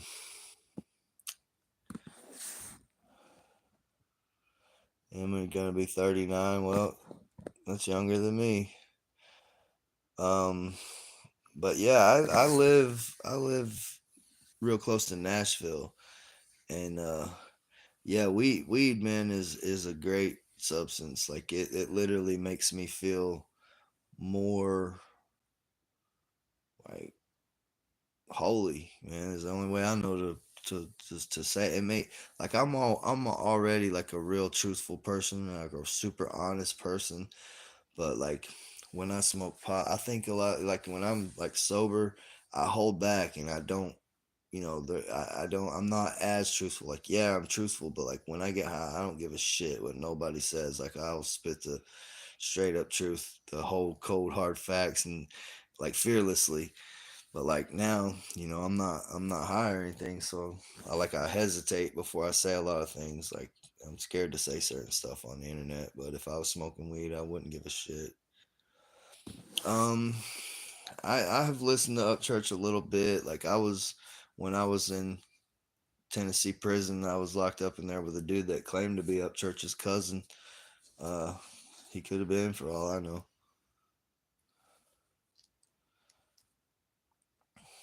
Yeah, I know it's probably better to think before you act, but it's just I don't know. I feel like I'm like a preacher. Like when I smoke pot, like the thoughts that go through my mind and the things that I think about and the things I say, I feel like it makes me a better person. Um, and I wish I could just be stoned all the time. And one of these days I will be.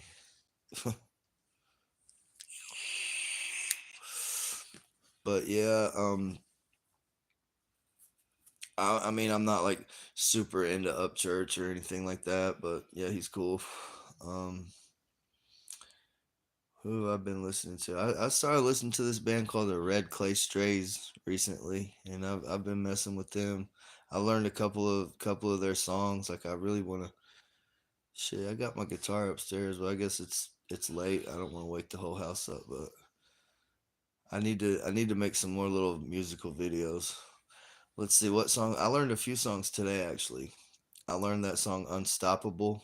How do you say that girl's name? Sia, SIA. But I thought that song was cool, so I learned how to play that on guitar. I learned yeah, I learned a couple of Red Clay Stray songs. I learned how to play Wondering Why, and then I learned another song called I'm Still Fine, and it's a really dope ass song too. I think you'll like it. Um, yeah, so and also I learned Coma White by Marilyn Manson. I don't know why it like came on the radio and like 25 years ago when I just started college, like I had that album and I always liked that song. But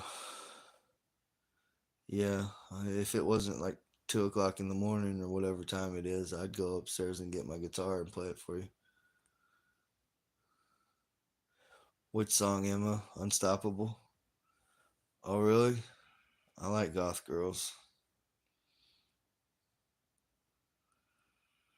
Yeah. Hey, man, thanks for stopping by, D.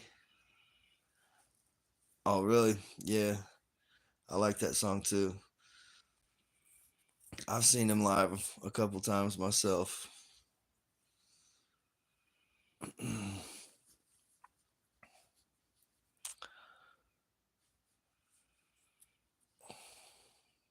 I can't believe I've been on here for like 2 hours. I don't care. It's all good. Um,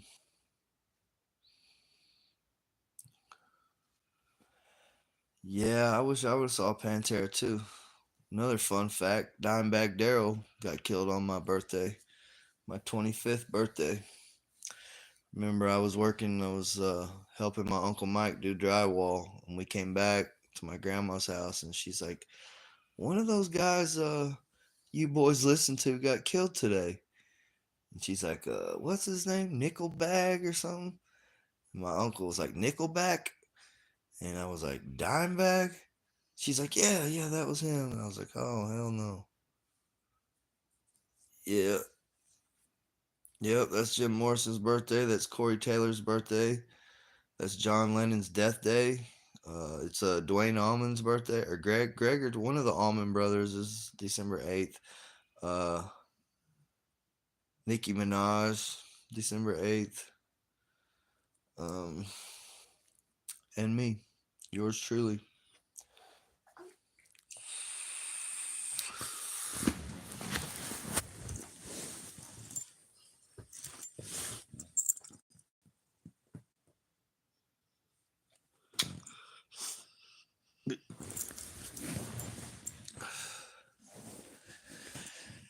Yeah, I think you might be right about that.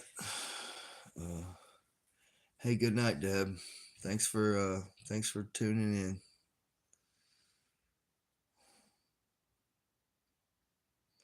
Yeah, I usually wake up at 4 a.m.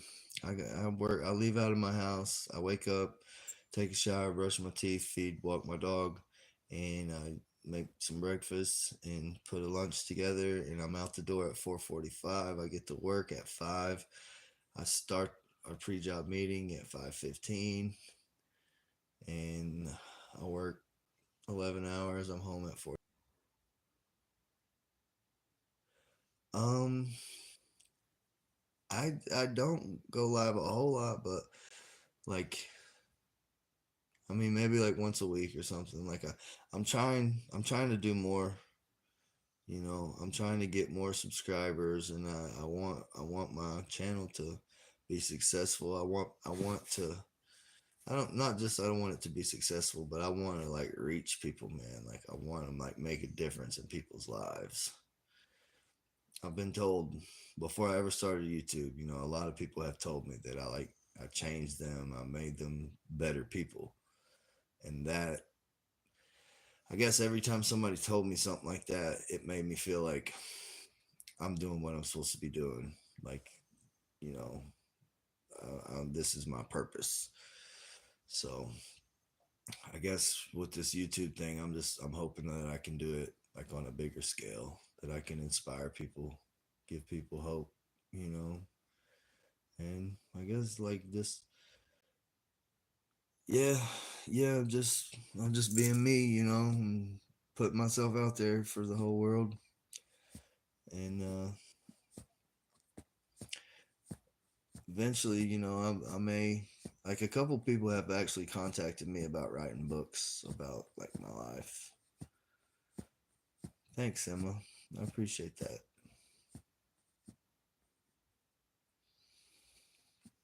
Were you here when I was talking about telepathically summoning the bird?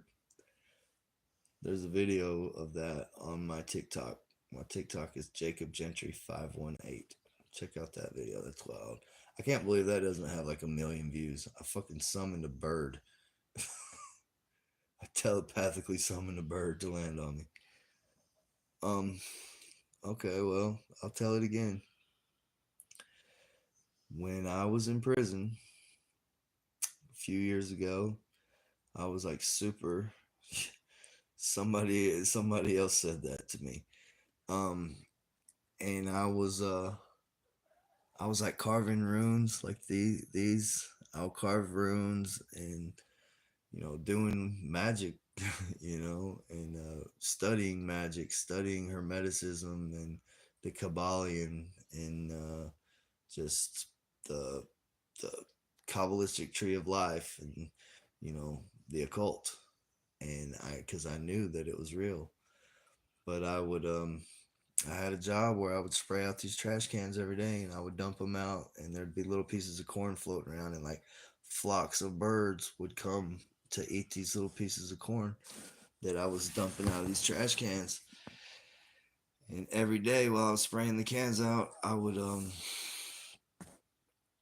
would like talk to these birds in my mind. Like I would try and tell them like I'm not gonna hurt you. Land on my shoulder. And every day I tried to get the bird to land on me and long story short, then the bird never landed on me while I was in prison, but I was home for 2 weeks and I went to go help. Matter of fact, the guy that I was helping, he was just on here. The guy Justin that was talking about say hi to Jack and my buddy Travis is here. Like that was the dude that I was helping build the fence. He was on this live a minute ago. Um, but we ran out of fence posts, so he gets on the tractor and goes to get more posts. And I sat down on some bags of concrete, and as soon as I sat down, this blue jay flew down and landed on my shoulder.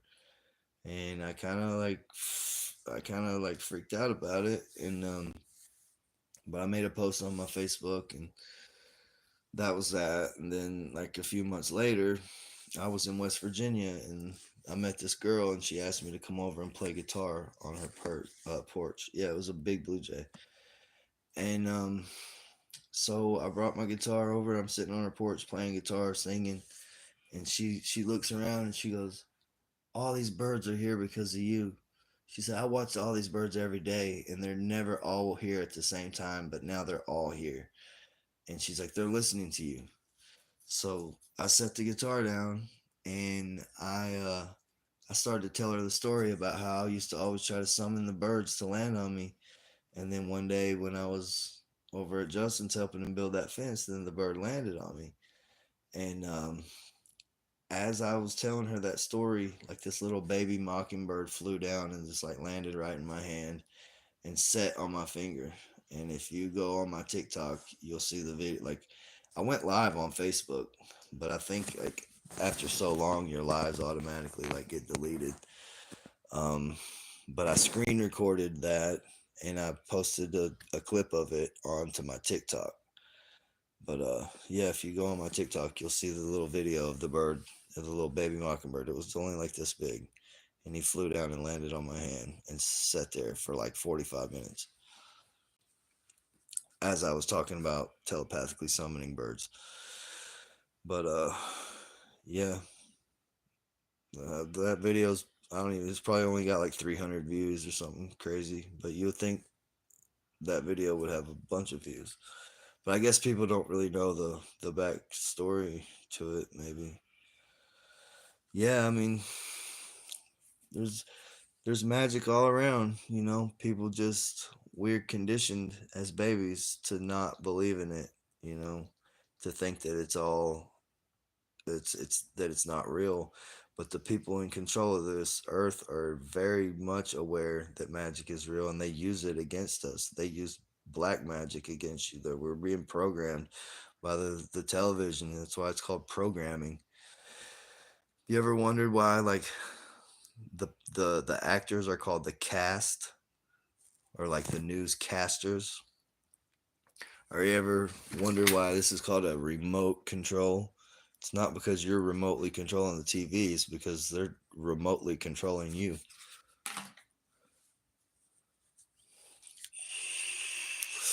Abracadabra. You know what that means? As I speak, I create.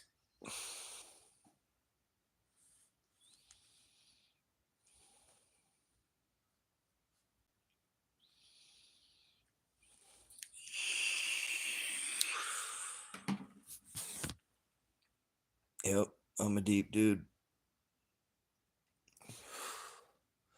But yeah, I would, you know, I guess you're just now seeing my channel. What did you come over from? Hey, thank you, Emma. How did you find out about me? You saw me on the Finally Free Family Life channel?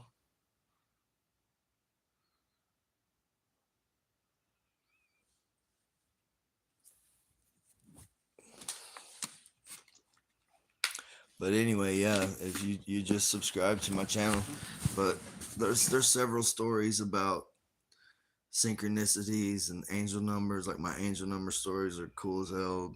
The law of attraction. That was my first video, was about the law of attraction. And there's a real wild story. I got a real matter of fact, that dog sitting right there, I manifested her with the law of attraction. And my freedom, my dog, the house that I bought, and my motorcycle. Those were all things that I thank the universe for giving me, and I knew that they were coming. Um,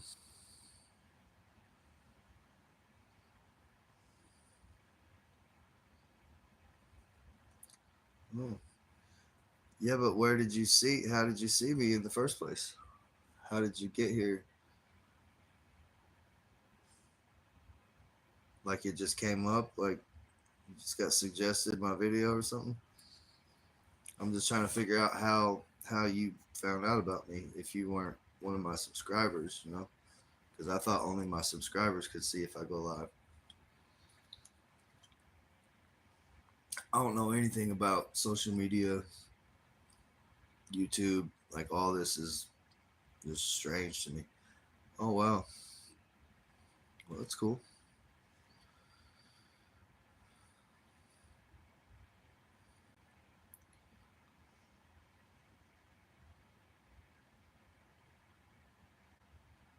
Huh? Yeah, that's wild. But yeah, I wish I knew somebody that was like good at making TikToks to help me out, because my social media game is in the basement. But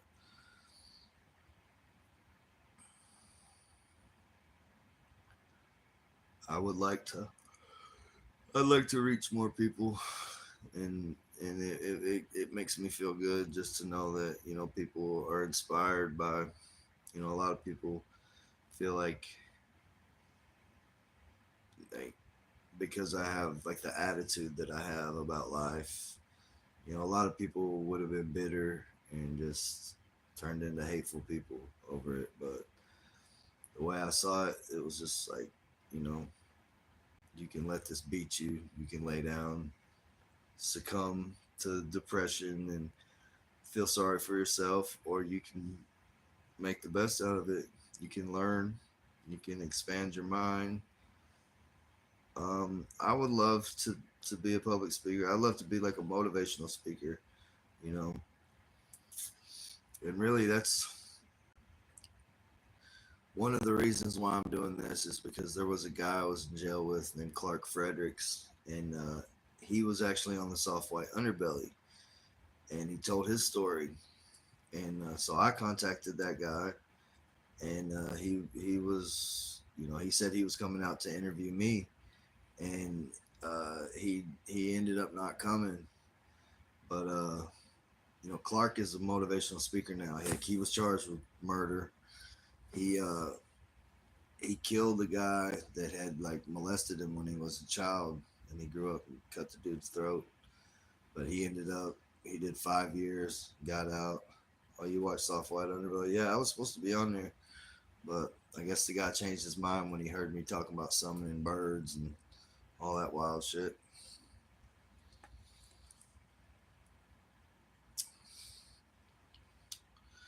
Well, I got 10 people still in here, 11 people in here now. Like I hate to go if there's 11 people here. Like I don't want to hang up on. Damn, now there's 13, but I am getting pretty tired. But I don't want to go for, as long as there's people in here. I want to keep I want to keep kicking it. Who's all in here? Say what's up. Ask me some questions.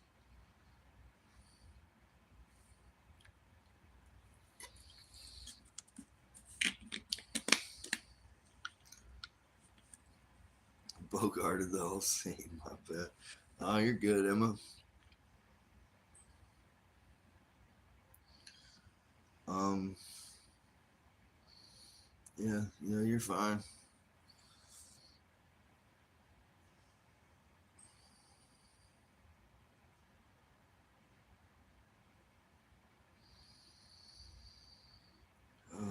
What time is it even? I don't know. 1:36. I'm usually always asleep before 10 o'clock because I have to wake up at 4, so that only leaves me like 6 hours of sleep right there. Hey, no problem. Thank you for being here. Um, I got I got Facebook, Instagram, TikTok, all that. You can add me if you want. Yeah, we're back down to 11 people.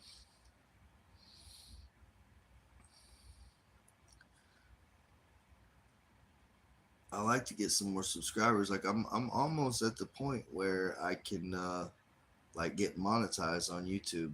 I need like 600 more watch hours. So I I'm doing I'm doing a few interviews next week, and then next month I'm doing the one with Ian Bick, and that guy, he's got like 300,000 subscribers. So I imagine I'll probably get a few new subscribers after I do the interview with him. So that'd be pretty cool. It'd be cool if I could like just quit my job and make the money that I make at work just doing YouTube, and I could smoke pot. Like I'm super cool when I get stoned. I like that shit would get real interesting then if I could smoke while I do these.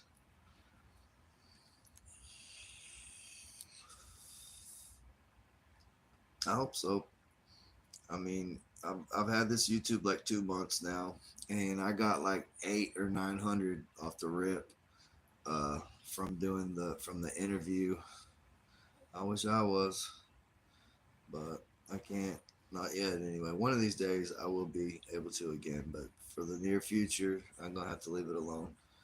But yeah, I got like 8 or 900 off the after prison show interview I did, and then I did the interview with Matt Cox inside True Crime, and I got like another 400 and something from that probably.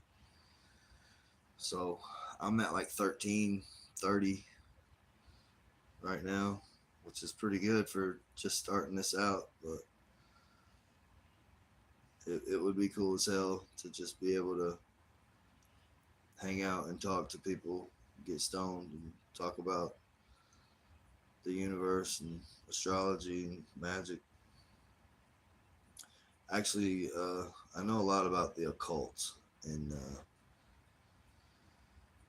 like, you guys ever wonder, like, I mean, I'm sure probably a lot of you guys know what an obelisk is, but do you really know what an obelisk is?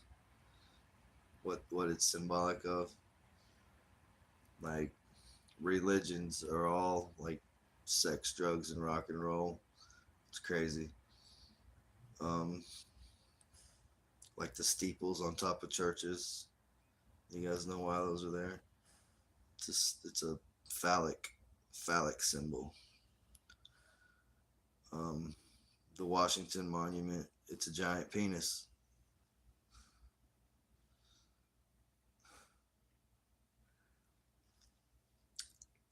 Yep, that's why it's like connected to the phallic symbol, phallic worship.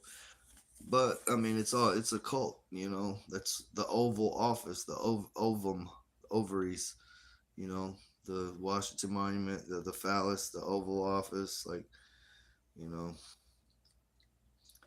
um, yep. Most people have no idea.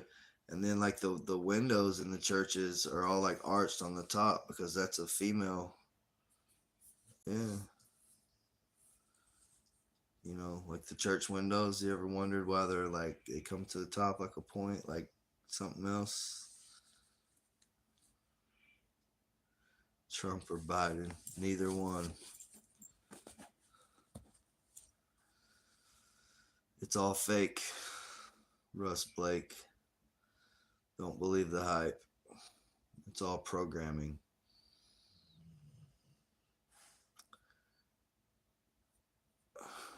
Jesus. Dave Chappelle for president. Yep, for sure. RFK. Um, he might be all right, but you know, I just don't trust any of the politicians. Like I'm very aware of the whole hustle, the scam. Like it don't matter, Democrat or Republican. They're all owned by the same people. It's like you know, you don't really get a choice.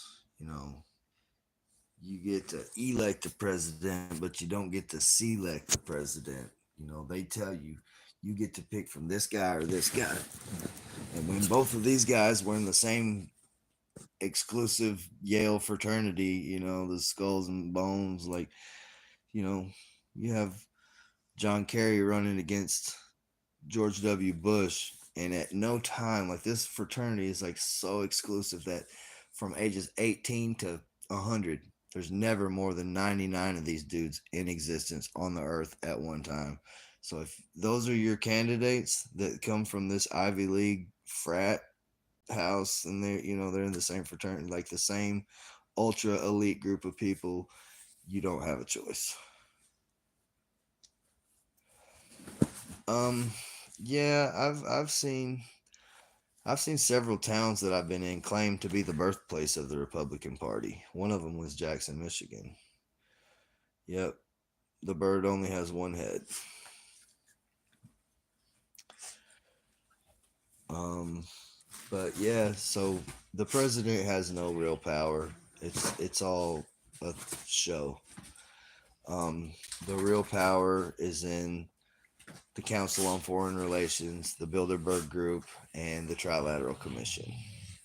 And you have like the Club of Rome, uh, the secret societies. Like the world is not what people think it is. Um, Angelica, lady, did I hear you?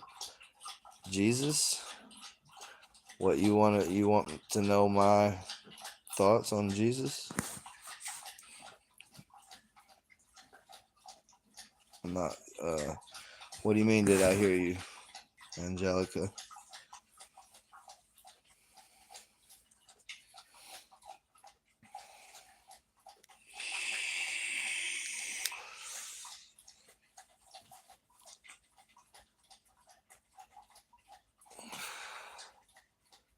Projects with a paraplegic. Did you ever magnet fish around your place? No, I didn't. I'm about to just let my fishing pole lie on the bottom of the lake and buy a new one. You'll work with me, not against me competing. I don't understand what you're saying. And I'm not exactly sure who you are. Who is Angelica Lady? Are you my friend in Delaware? I'm not exactly sure who you are. Uh but yeah, I'm not trying to compete with you. Um whatever that means. But no, I did not. I don't think a magnet would even retrieve my fishing pole, but I thought about getting like a big treble hook, like a boat anchor, and dragging across there. Or I could just quit being a wuss and dive down in there and go down to the bottom and feel around for it. But I think I might just rather buy a new fishing pole.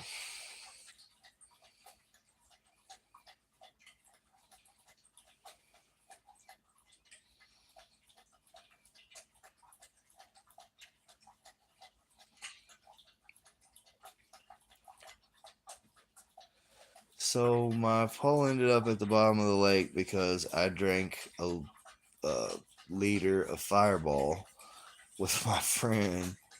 Well, he was drinking beer, but I drank a liter of Fireball and got smashed. And also, I said, somebody said something about Harley Davidson. I said fuck Harleys because I was drunk, I guess, and I pissed him off. But for the record, I don't know. Sunday Chamberlain, if you're listening to this, I really actually love Harleys. And it bothered me that I like upset this lady because I had said that. But the more I thought about it, I felt like I probably might have know why I said that because there's a '69 Harley Electric Glide like right over there, like 20 feet to my left. And somebody, I'm not going to say who it was, but when I was doing life in prison, they gave me that motorcycle and had it all restored. It's like badass. It looks like it just came off the showroom. And the person restoring it was like sending me pictures of it, saying, here's your bike. Here's pictures of the restoration process and all that. And like on my birthday, like they told me like they're giving me this motorcycle.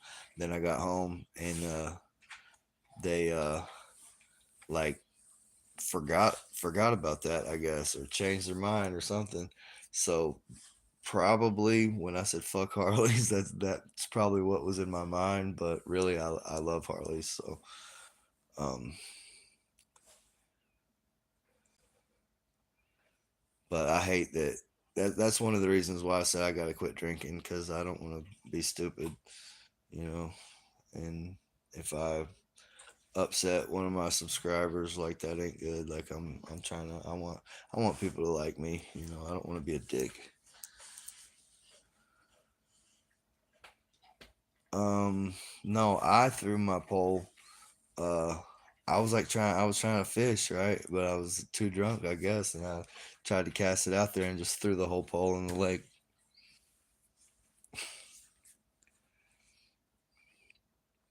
But usually I can drink a whole bottle of Fireball, and I ain't that wasted. But this particular night, it got me.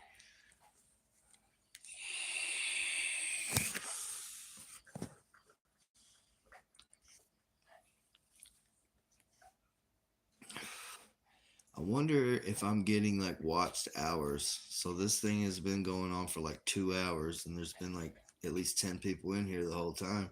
So does that mean that I've got you know 20 more watched hours or something? Hey, what's up, Wacko? I just thought of a dude I was locked up with named Wacko. This dude used to get. He used to take them bags of hand sanitizer and throw a bunch of salt in there, and the alcohol from the hand sanitizer would like separate. I just heard your question. I think you're correct due to some of the other channels I've seen start up. Uh, I'm not even sure what. I forgot what I just said 5 minutes ago. So what are you talking about, Wacko? What am I correct about? Oh, about the getting watched hours through this live. That's probably what you're talking about. um, but yeah, I was at like 2,400 last time I checked. I need like 600 more before I could get like monetized. So that would be cool. Even though I know like my highest video is only like 5,500 views or something. What does that pay? Like 50 cents, but yeah, it'll be a step in the right direction just to get the monetization, I guess. But do more lives. All right, yeah, I'm gonna start doing more. As long as there's people show up to watch them, man, I'll kick it for sure. And I gotta like figure out how to work this laptop. Person starting their channel and just do lives like this all day and night. Oh wow. Seriously, get a magnet fishing magnet and do a live with that. Um, oh yeah, do a live trying to find my fishing pole. Yeah, I guess that would be a cool video if I retrieved my awesome fishing pole off the lake bed. But there's a video on how to work that laptop. Yeah, yeah, I've been watching videos on YouTube creating, and I mean, I'm there's not enough hours in the day, man, really, but I met a couple real cool dudes. One of them's in Iowa, the other one's in Holland. And well, the guy in Holland, like he's a legit like techie, like he like writes code, like he's a coder. But he's gonna do a Zoom or not Zoom, a Google Meet call with me next Sunday, and he's gonna help me get my check it out. I have been on this live for 2 hours, 22 minutes, and 22 seconds. 22222. Um, there's whole channels around magnet fishing, huh?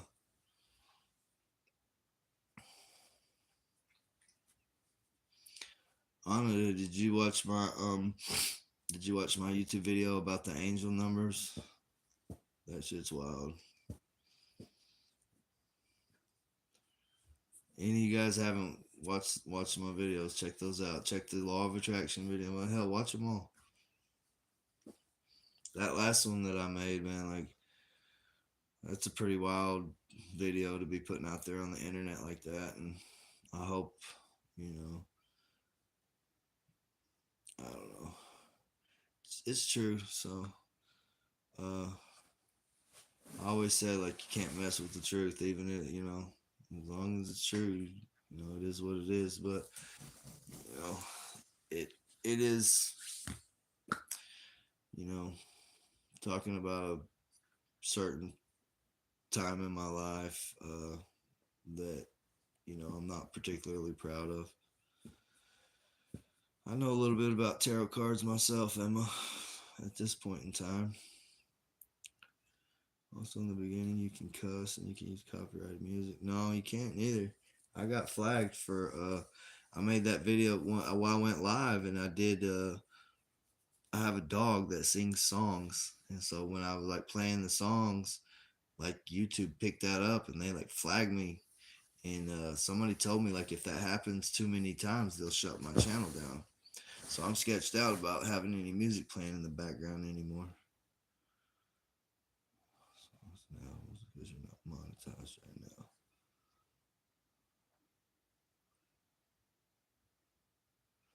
Yep, that's definitely true. Like my parents like see them everywhere now too, and they see hexagons and hexagrams. I always point those out to them. Get all your Cash App stuff so you can get donations. I do have Cash App. My Cash App is same as my Instagram. It's $ Valiant Thor 99.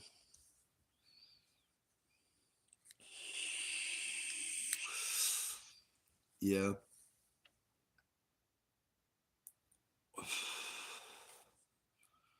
Yeah, I kind of want to go get my guitar and like bang out some songs right now on this live, but it's like 2 o'clock in the morning and there's people asleep, so maybe tomorrow.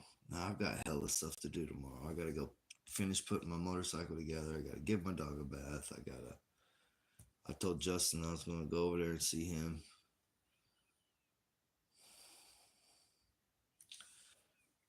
But yeah, I probably should get off here and try and get some sleep. But um, Anna, Wacko, Emma, all you guys that are in here, and all you guys that were in here and left. Maybe it's too late now, but I really appreciate all you guys rocking with me, man, and hanging out with me. Um, Hopefully there'll be a big future ahead and many more videos to come. Yeah. Have a good night, Dana. Yes, ma'am. You too, Emma. Uh, yeah, we'll do it again soon. Thanks for watching, everybody, and we'll see you guys. See you guys real soon. If you guys, I don't know, if you guys got like suggestions or you got questions you want to ask me, like sometimes I make videos based on that. Like people will leave comments or whatever and ask me questions, and I'll make a whole video about it. But yeah, so yeah, stick around, you guys. Love you all. Hope you all are doing great and hang in there. And stick with me. And we got all kinds of stuff to talk about. So good night, everybody, and I hope to see you guys soon.